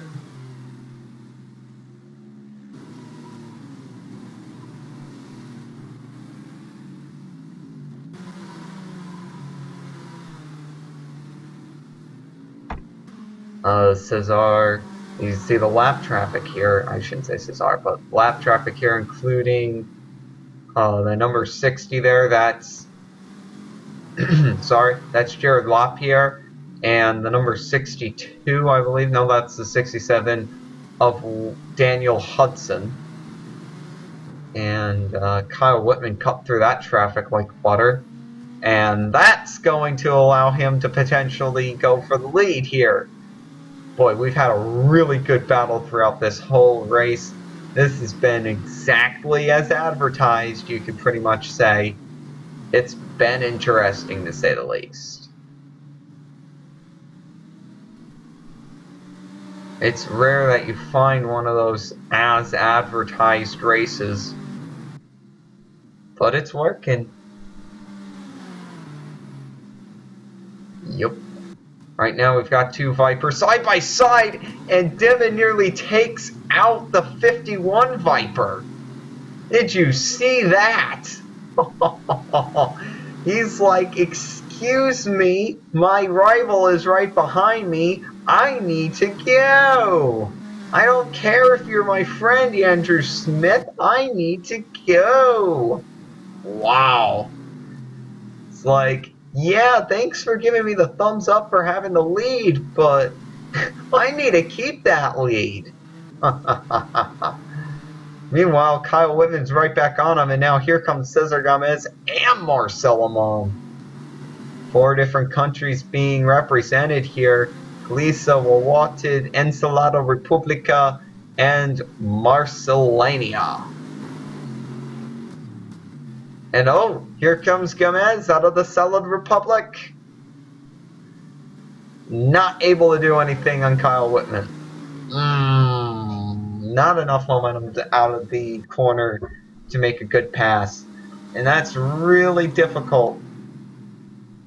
Even though you have those straight line monsters in the form of the Nissan and the Merc, or the cornering monster in the terms of the Porsche 911, it's just interesting.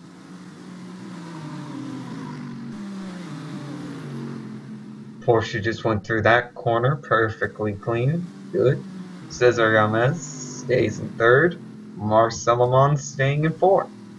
Mateo fifth. Jean-Michel Chen 6th. 7th is Nathan Foy. 8th is Seth Jab. 9th, Craig Fisher. Now I want to keep an eye here on the front because things are going to get really hairy really quickly. We're on lap 87 now. We're not expecting another set of pit stops, or probably another 10 laps, I would say. 10 laps? Is that about right? Yeah. We're expecting this race to be done in about 45 minutes, which is quite impressive. Not much, not too much racing left here. When we come to the line, we'll be on lap 88. And how many laps to go is there? I think there's 35. 35 laps to go. Kyle Whitman is now right on the back of the 92. Let's see if Devin's going to try to take out another GT2 car here, just trying desperately to get around anyone. He's getting pressured here. We'll see, as soon as he gets pressured, he passes, but whenever he's not getting pressured, he's going to be calm, conservative, not going to do anything. Interesting.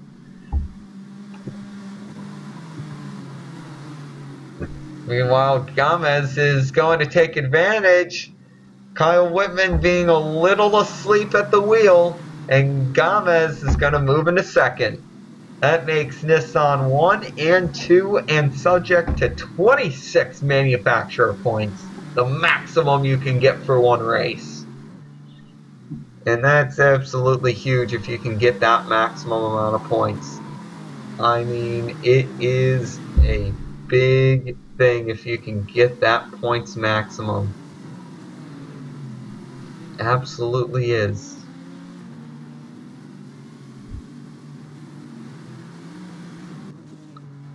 This big fender, a huge right-hander, and then a huge left-hander, then a couple of shallow corners, followed by that uphill blind left. One of the most difficult corner chains in all of motorsport. Kyle Whitman now opposing Cesar Gomez from behind. Kyle Whitman knows that Porsche needs the points. He knows that he needs the points. If he gets up into second, he's going to propel himself into the top 5 in points. Devin Williams knows he needs a win. If he gets a win, he will be the points leader. So he really needs to get a win here. Oh, well, you gotta think that Cesar Gomez. He's thinking, what if I get that win now? See, if Devin wins, he's only going to have 22 points, but if Cesar wins, he gets 18 points, and he's going to be in a good position himself. So it'll be interesting to see how this gets divvied up. Meanwhile, Kyle Whitman, he's just looking for points.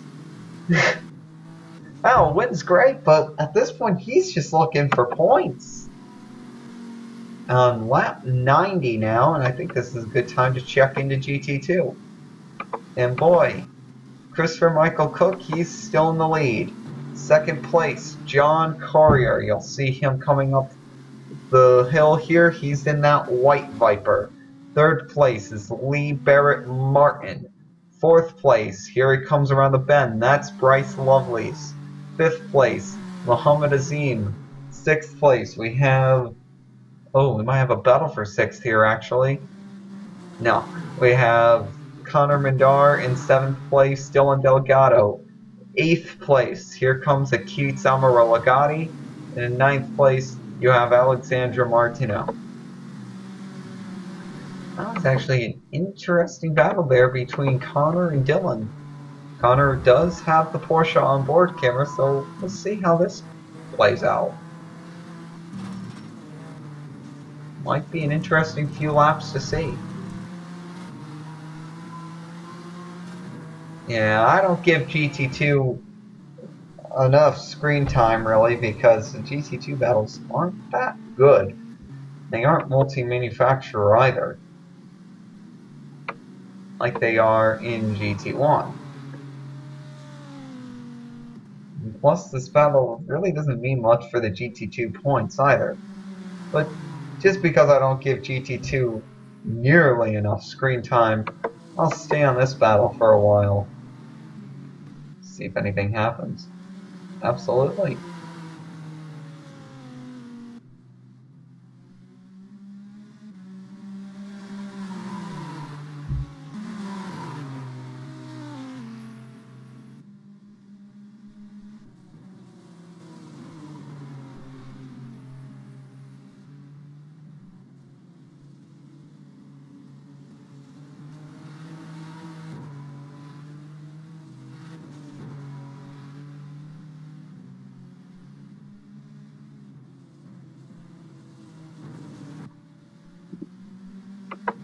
Okay. I don't really. I've lost complete focus of what to say there. I'm sorry. Just gonna go back up to the front here.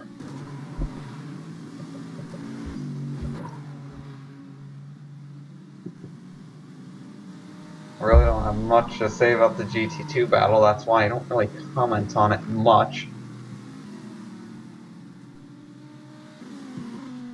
Going back here, we got Matteo Giuliano and Jean-Michel Chung here. So let's go aboard Jean-Michel Chung. Let's see what happens.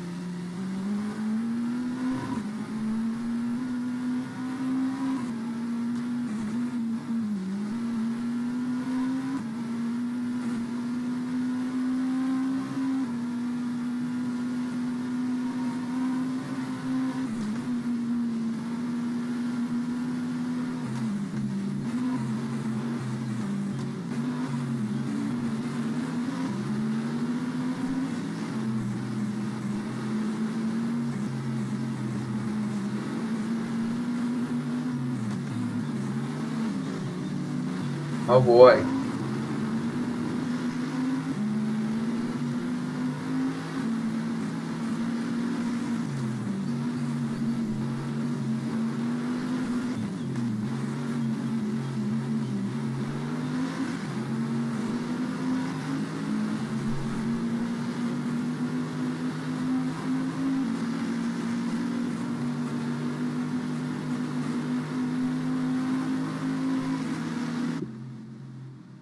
Sorry about my lack of saying anything. My throat is a bit sore right now. I'm starting to lose concentration, which is never good. But I should say that Craig Fisher has actually moved into 8th, which kicks Seth Jab to the transfer position. And it also brings Jason Mudd a little bit closer to getting his first point since Atika Kari. He really needs those points too. If he can get 2, he'll be able to at least guarantee that he'll retain his points lead. Unless Seth Jabs comes all the way back up and wins this race, in which case, all bets are wrong. And we got a battle for 3rd again. Boy, Cesar really not giving up here on Kyle Whitman. No, not at all. Cesar really wants to get around his Porsche here. Well, there he goes. He gets around him. Easy enough. Yeah, the Porsche I was referencing is Kyle Whitman, not that Porsche, but okay. He does really want to get around Kyle Whitman in his Porsche. It's a huge deal, actually, if he can go ahead and do that. He might be able to do it right here, right now. Does Cesar have it? I think he does. Yes, he does. Cesar has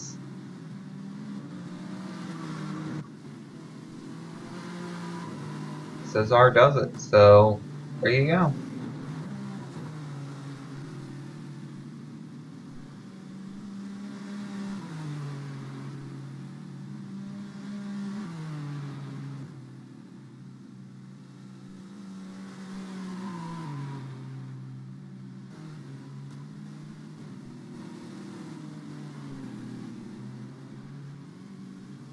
Cesar has now moved into 2nd, and that's absolutely huge for the Nissan program.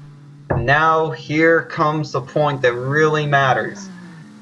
Pit stops will probably be coming up shortly. That'll be the final pit stops of the race. So it's going to be really important to see who pits first, who pits last, how long everyone's pit stops are. Gotta really pay attention to everything here. Kyle Whitman, what has happened? He didn't pit, but he fell back to 6th. Oh! Not good. I think he had an off. So that will really shuffle Kyle Whitman back, and the bad luck for the Porsche group continues. No, Nathan Foy, he had an off earlier. Now Kyle Whitman has an off. And just that one mistake could be the difference between you finishing first and second and sixth and seventh. But that's going to be another point for Nathan, which is always a big deal. Anytime that you're able to get one more point. You'll see Nathan get around the Viper there.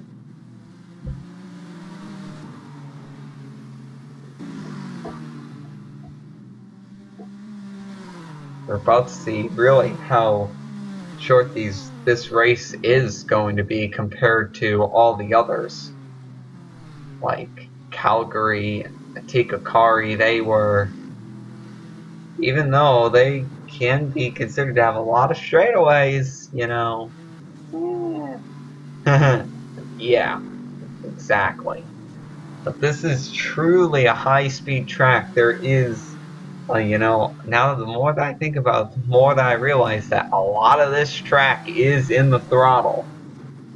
It's just a small track, which I figured, you know, that would balance out whatever effect would be in this.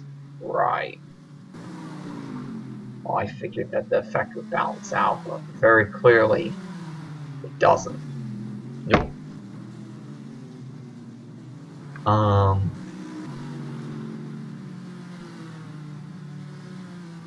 Obviously a huge track like Lassar, you know. It's going to be the fastest track that we go to. Certainly. Wait a second, don't you mean Saskatoon? Yes. Okay. I do mean Saskatoon.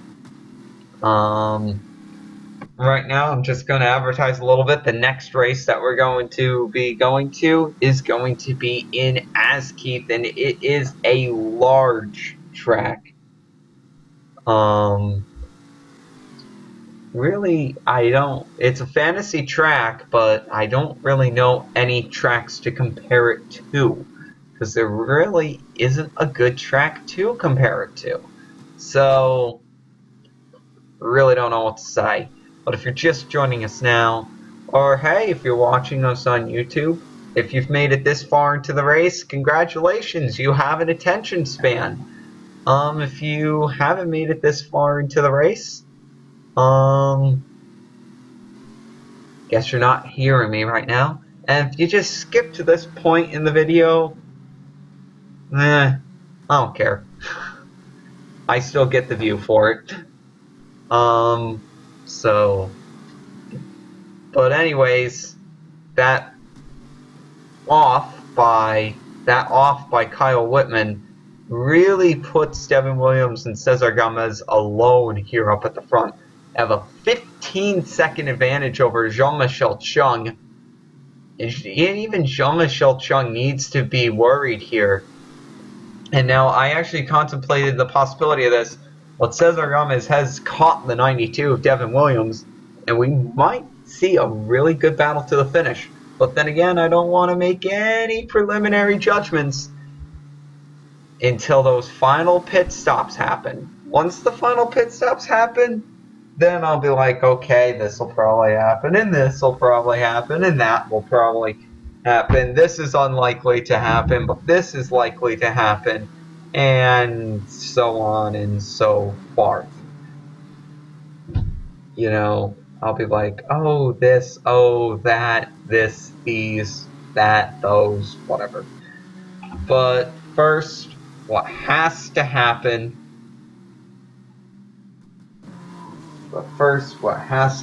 is these pit stops. And the question is, when are they going to come? We are on lap 100 now. And we figured that they would pit about every 33 laps. Well, that very clearly hasn't happened. At least this time around. You'll see that Devin, he's just gotten around the Porsche. Cesar as well. So they've done just fine.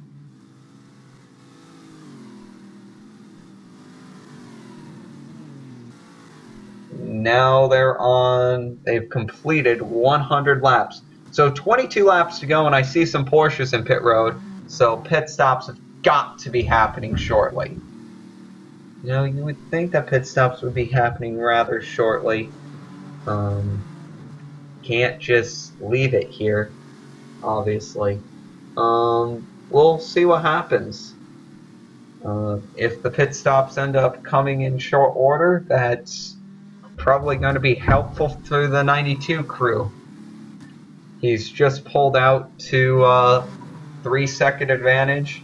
It's going to be a real shootout to the finish. And just think that 92 crew, they really understand the depths of endurance racing. They've been through this before, and they're just calling this another day at the office. Cesar Gomez, a relatively new team there with the number 30 Nissan. We don't really know what's going to happen with them. We'll see how their pit strategy works. You never know what could happen. 21 laps to go, and we know that there has to be one more pit stop. Exactly. Kind of reminds me of the Calgary race. We're like, okay, I know that there's got to be one more pit stop. When is it going to be? Right. And knowing the Calgary race, Calgary, they pit, about every 40 laps? Yeah.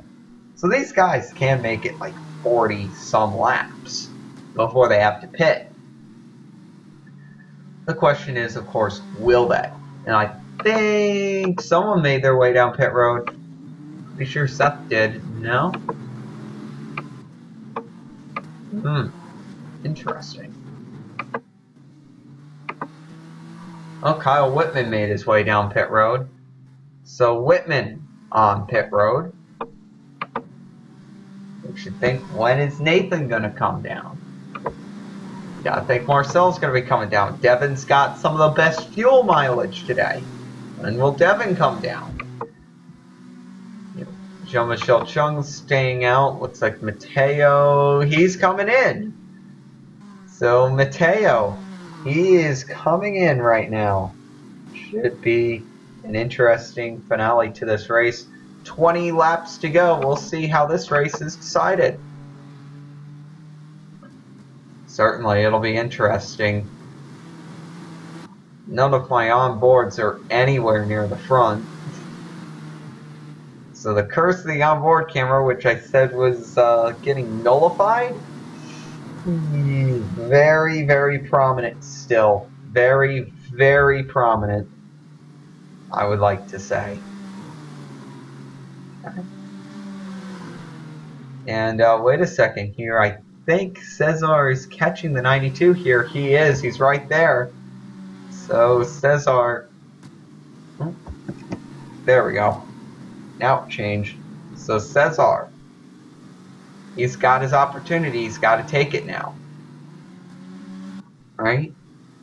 Can't just dilly-dally, putt-putt around. This is his best opportunity to win the race, and probably his best opportunity he'll have all season. Meanwhile, Devin, you gotta figure that he's gonna have many, many, many more opportunities. You know, he is a very good endurance racer. Jean-Michel Chung's moved up into third because of pit stops, I believe. Craig, yeah, because Mateo pit. Seth and Marcel have yet to pit. Has Marcel pit? Marcel has not pit.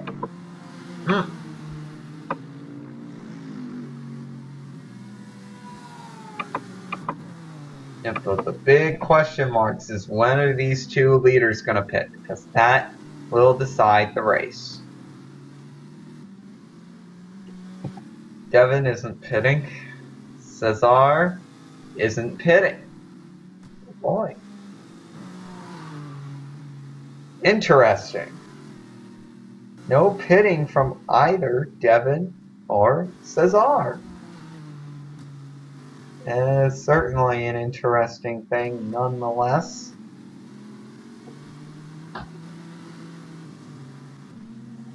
We'll find out, though. We'll find out what happens.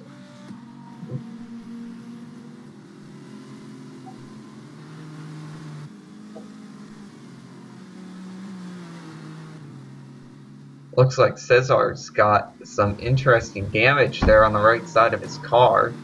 So that might be slowing him down a little bit. Don't know if that was because he made contact with the 92. We know he's been playing over it a little dirty today. Might want to take a look at some penalties, but I don't know. He hasn't wrecked anyone because of his negligence, so I'm not going to say anything. That's a good point. And it's not like that this race is over yet, and Cesar is coming down pit road well before Devin pulls down in. Jean-Michel Chung is coming in. Ooh. Is Marcel Amon coming in? Yeah, I would say that the leaders are coming in now. No! Marcel Amon not coming in. That's not NOT. Nice.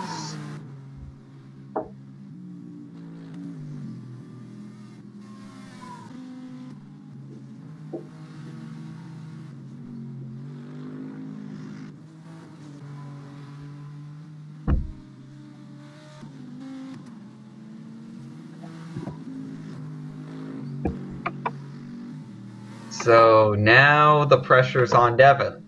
He's got to decide when to pit. Longer he stays out, the more he's going to be on those old tires, the quicker that Mateo's going to pull in on him. I mean, not Mateo, Cesar's going to pull in on him. So you got to figure he's going to be coming in this lap. He is. He's coming in now. How about Marcel and Seth? Are they going to try to go one more lap, 1 and 2? I think they will. Oh boy. Well, we'll see if the Mercs whammy out today. As neither Marcel nor Seth are pitting. Oh dear. One of the Toyotas is coming down pit road right now. And here comes Devin. He'll get out of pit road right now. And here comes Cesar.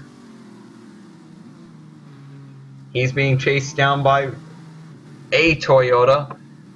What Toyota is it? Jean-Michel Chung. Oh. Spicy. Certainly.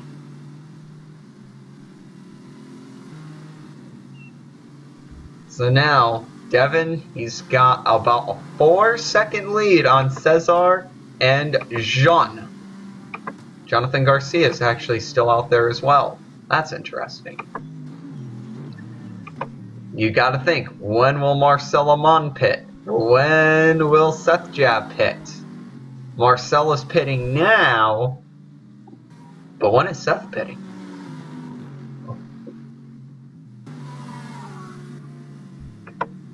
Think about that. When is Seth gonna pit? When did he pit last? Seems like his pit was on lap 7-6. His previous pit.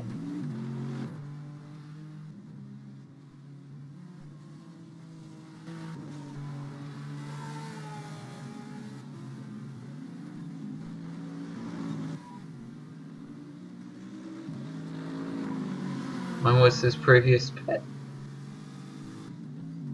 I'm looking.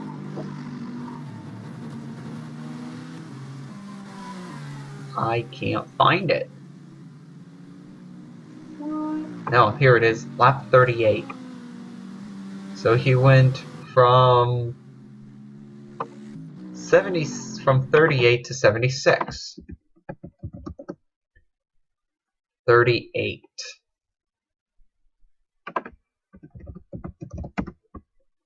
He's got to make 46 laps. 46 laps if he wants to make it all the way to the end.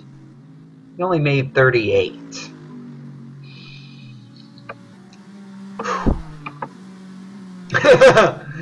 Yeah! Now you just realize what's going on here. Yup. Seth, have you pulled a stroke of genius? Or have you gone bankrupt? We'll find out. He's out there on old tires. Devin is not. Cesar is not. Jean-Michel Chung is not. Likely, if they all catch up, they're going to be bringing Mateo along with them as well. Well, yeah, duh. So we'll have to find out what happens here.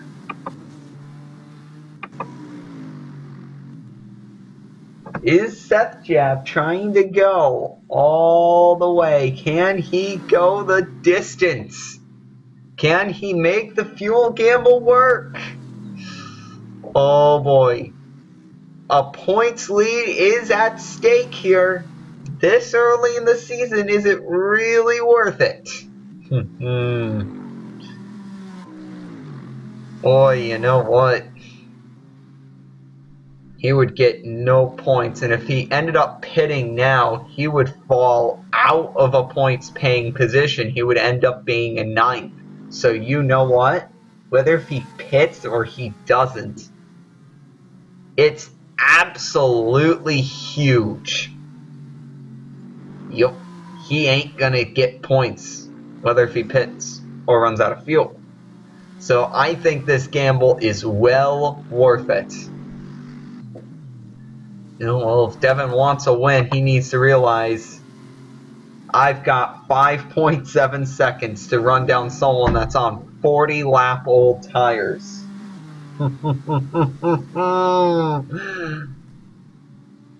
Oh boy. It'll be interesting to see if it can happen. 40-lap old tires, man. Can Seth pull off what can only be called a Hail Mary, a miracle? An audible, a last-ditch effort. Like you said, what can only be called, this might be the gamble here. I mean, they're not gambling. No one's gambling with their life here, but they are gambling with their points. Well, they're gambling with their life just being in these cars, racing them, but that's besides the point. They are gambling points here. Devin realizes that, and here he comes on a mad rampage. Yup, I think he realizes, oh, no, that's not happening. I think Devin was probably holding back, being like, I'll just wait for him to pit. And then you're like, oh, he ain't pitting. He can pull it off. Seth was able to make 42 laps at Calgary. I think he can make 46 here. 11 to go. Seth still hasn't pitted. He's trying to do this on 2 pit stops. If he pits, he falls out of a points-paying position. Oh yeah, that's confirmed at this point. That is definitely confirmed. If he pits now, there's literally no point in pitting. If he pits now, he loses a points-paying position. He's going to fall all the way back to 10th, potentially 11th. Devin seems to be stuck behind a lapped car now. He's going to clear him on this stretch. Looking back at GT2, it should be decided. And John Courier and Christopher Michael Cook have flip-flop. In fact, they're battling for the lead. So we might have 2 battles for the lead to look at here. Well, that's going to be difficult to keep track of. That's one of the disadvantages of running 2 races at once. You might have 2 races for the lead at once. 10 laps left. Seth still rolling out there.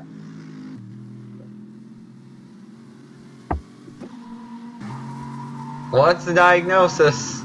Still looking good here in the cockpit. No real reason to pit, at least I don't think yet. But that could probably change in a heartbeat. You said it best.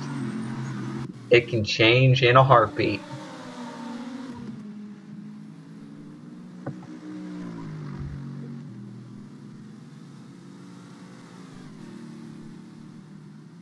Anything in racing can obviously change in a heartbeat.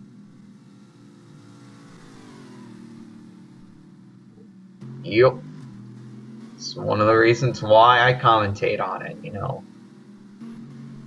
Anything, it's just one of those things where anything is possible. Boy, I see some pitters. I just saw John Courier pull into pit road.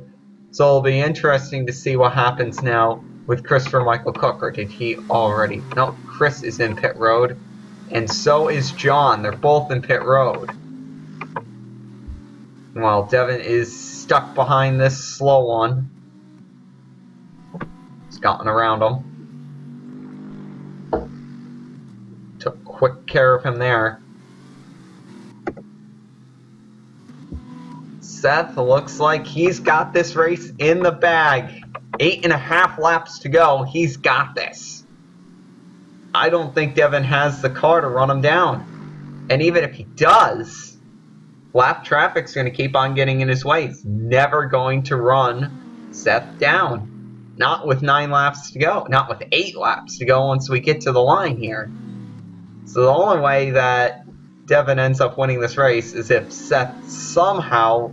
Well, Seth, I shouldn't say somehow. Either Seth runs out of fuel, pits, or something else happens. Some kind of chaotic occurrence. And Seth, getting shut down there by Marcel Holos. The Marcel Holos not being happy there. Up on 2 wheels is the Holos. And holy Holos. Out of Columbia, not having a good day, not in a points-paying position, which is a bad thing for a Viper. I go back. John Courier's still in the lead. Christopher Michael Cook, pretty far behind. So that might be decided. This race ain't decided, folks. Now... things are about to happen. Here we go. Devin just went on to the inside. Are they going to go 3 abreast into the corner? No, Seth lets off. And Seth lost the lead, and he's like, screw it. I've lost the lead. He's going into pit road. This race should pretty much be determined. We'll find out. Marcel Holos flat out shutting down Devin Williams as well. Uh-oh. Marcel Holos up on his side. He crashes. Only a local caution. No full course caution needed.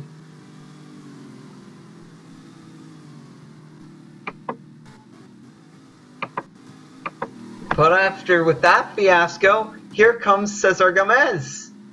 Uh-oh. And the race for GT1 ain't over. The race in GT2 is that over. Not by any stretch of the imagination. Here comes John Courier. Here comes Christopher Michael Cook. That's only a few seconds as well. Oh boy.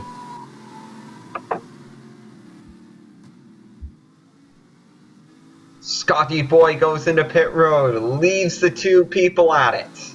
Here we go. Leaves the 2 pilots at it. 6 laps to go.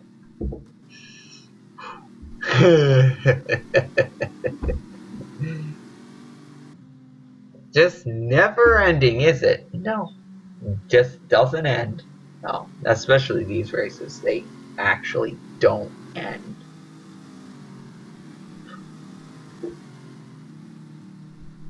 Usually at the end of an endurance race, things are quiet. Everyone knows who the winner's going to be.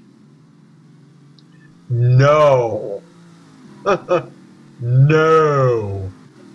Oh my. Nobody knows who the winner of this race is going to be yet. And this is why I do commentary live rather than recorded commentary so that it looks nice. This way, I don't know who wins the race. It looks like crap, but I don't care. Actually, the replay mode of this game is actually going to make it look worse.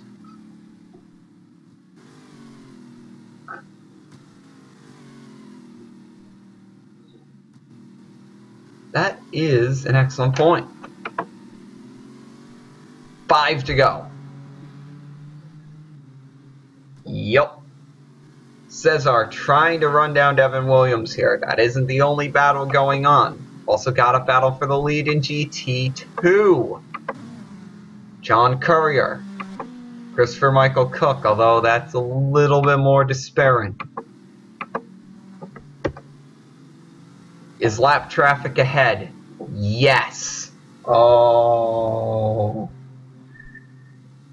If anything, this race will be big for Nissan. They're basically going to get 26 points here. Though Jean-Michel Chung might come out of nowhere. He's done it before. Or Jean-Michel Chung just appears out of nowhere and is like, hello, and picks off like 3 people. He's done it before in this race. He's done it before in other races. He seems to be really good at being a sneaky undercover driver. Jean-Michel Chung will go on board with him. 4 laps to go, I'm pretty sure we're at now. Yep, 4 to go. And you see, he's basically right with Cesar Gomez. He's not just going to be with Cesar Gomez. He's going to be with the whole league. Here we go. Oh! Jean-Michel Chung just pulled out on everyone! Jean-Michel Chung is your new leader! Has Jean-Michel Chung just stole this for Toyota? He'll be your leader in points too if this happens. He would be. Jean-Michel Chung. Once again, coming out of absolute nowhere. Complete obscurity. There's no one near him. Here goes second place. Is that Nathan Foy? It is! That's Nathan Foy! He's in second now. What? Where did Jean-Michel Chung and Nathan Foy come out of? 3 laps to go.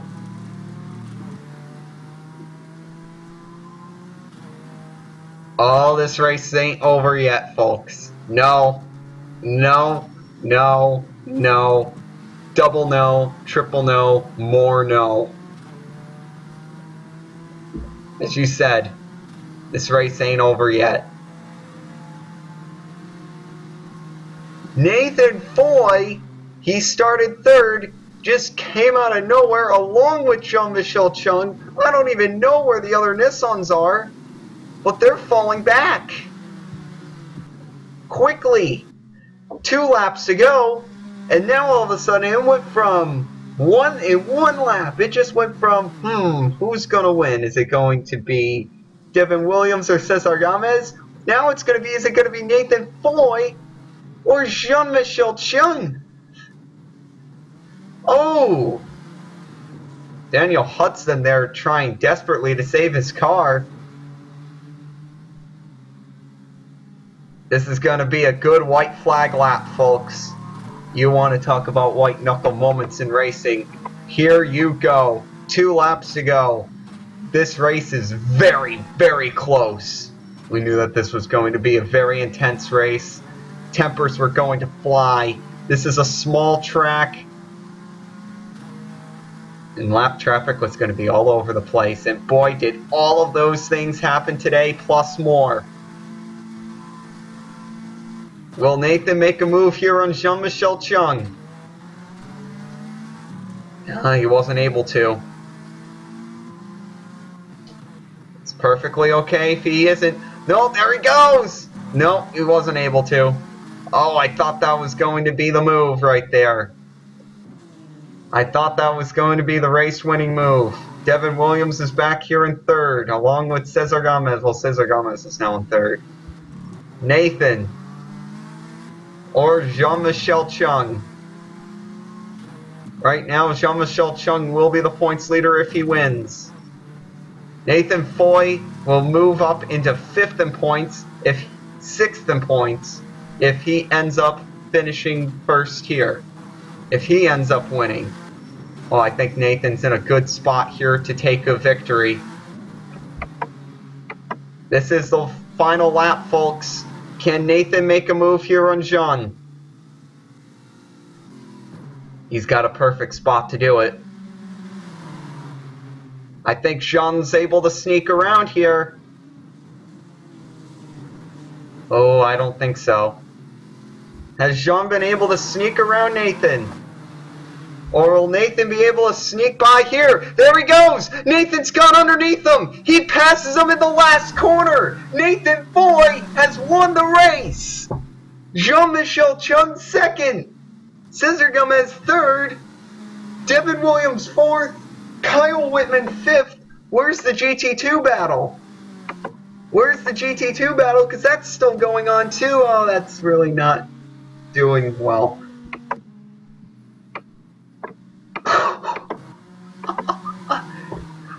On the last lap of the last corner, the last corner of the last lap, 2.5 hours after the start of this race, Nathan Foy has stolen it. 4 laps ago, he was nowhere. He was nowhere to be seen. Oh, I need an instant replay of that. Instant replay access has been granted. We've got on board here of Nathan and Jean-Michel Chung. Let's take a look at it. On board Nathan here in this hectic final corner. See here if he'll get around Chris Pfeffer here. Chris lets him by. Jean-Michel Chung slowed by that Porsche there. Nathan's like, you know what, I'm just going to dive underneath, and he just goes around everyone and takes the victory. Nothing but impressive. And now let's take a look at the same view here from Jean-Michel Chung. See, he'll pull out here on one of the Porsches.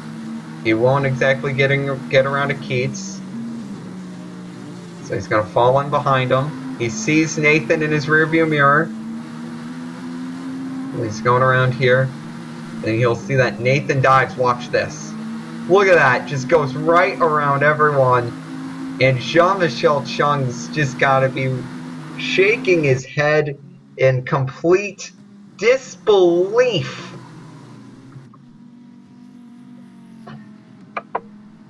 What an amazing race that was. What an amazing finish. 3 drivers were within a full second of each other. That was a crazy finish, folks. Stay tuned for the next race. 2 weeks from now, we'll be at As Keith, and I don't think it'll be anywhere near as exciting as this one. We will see you then.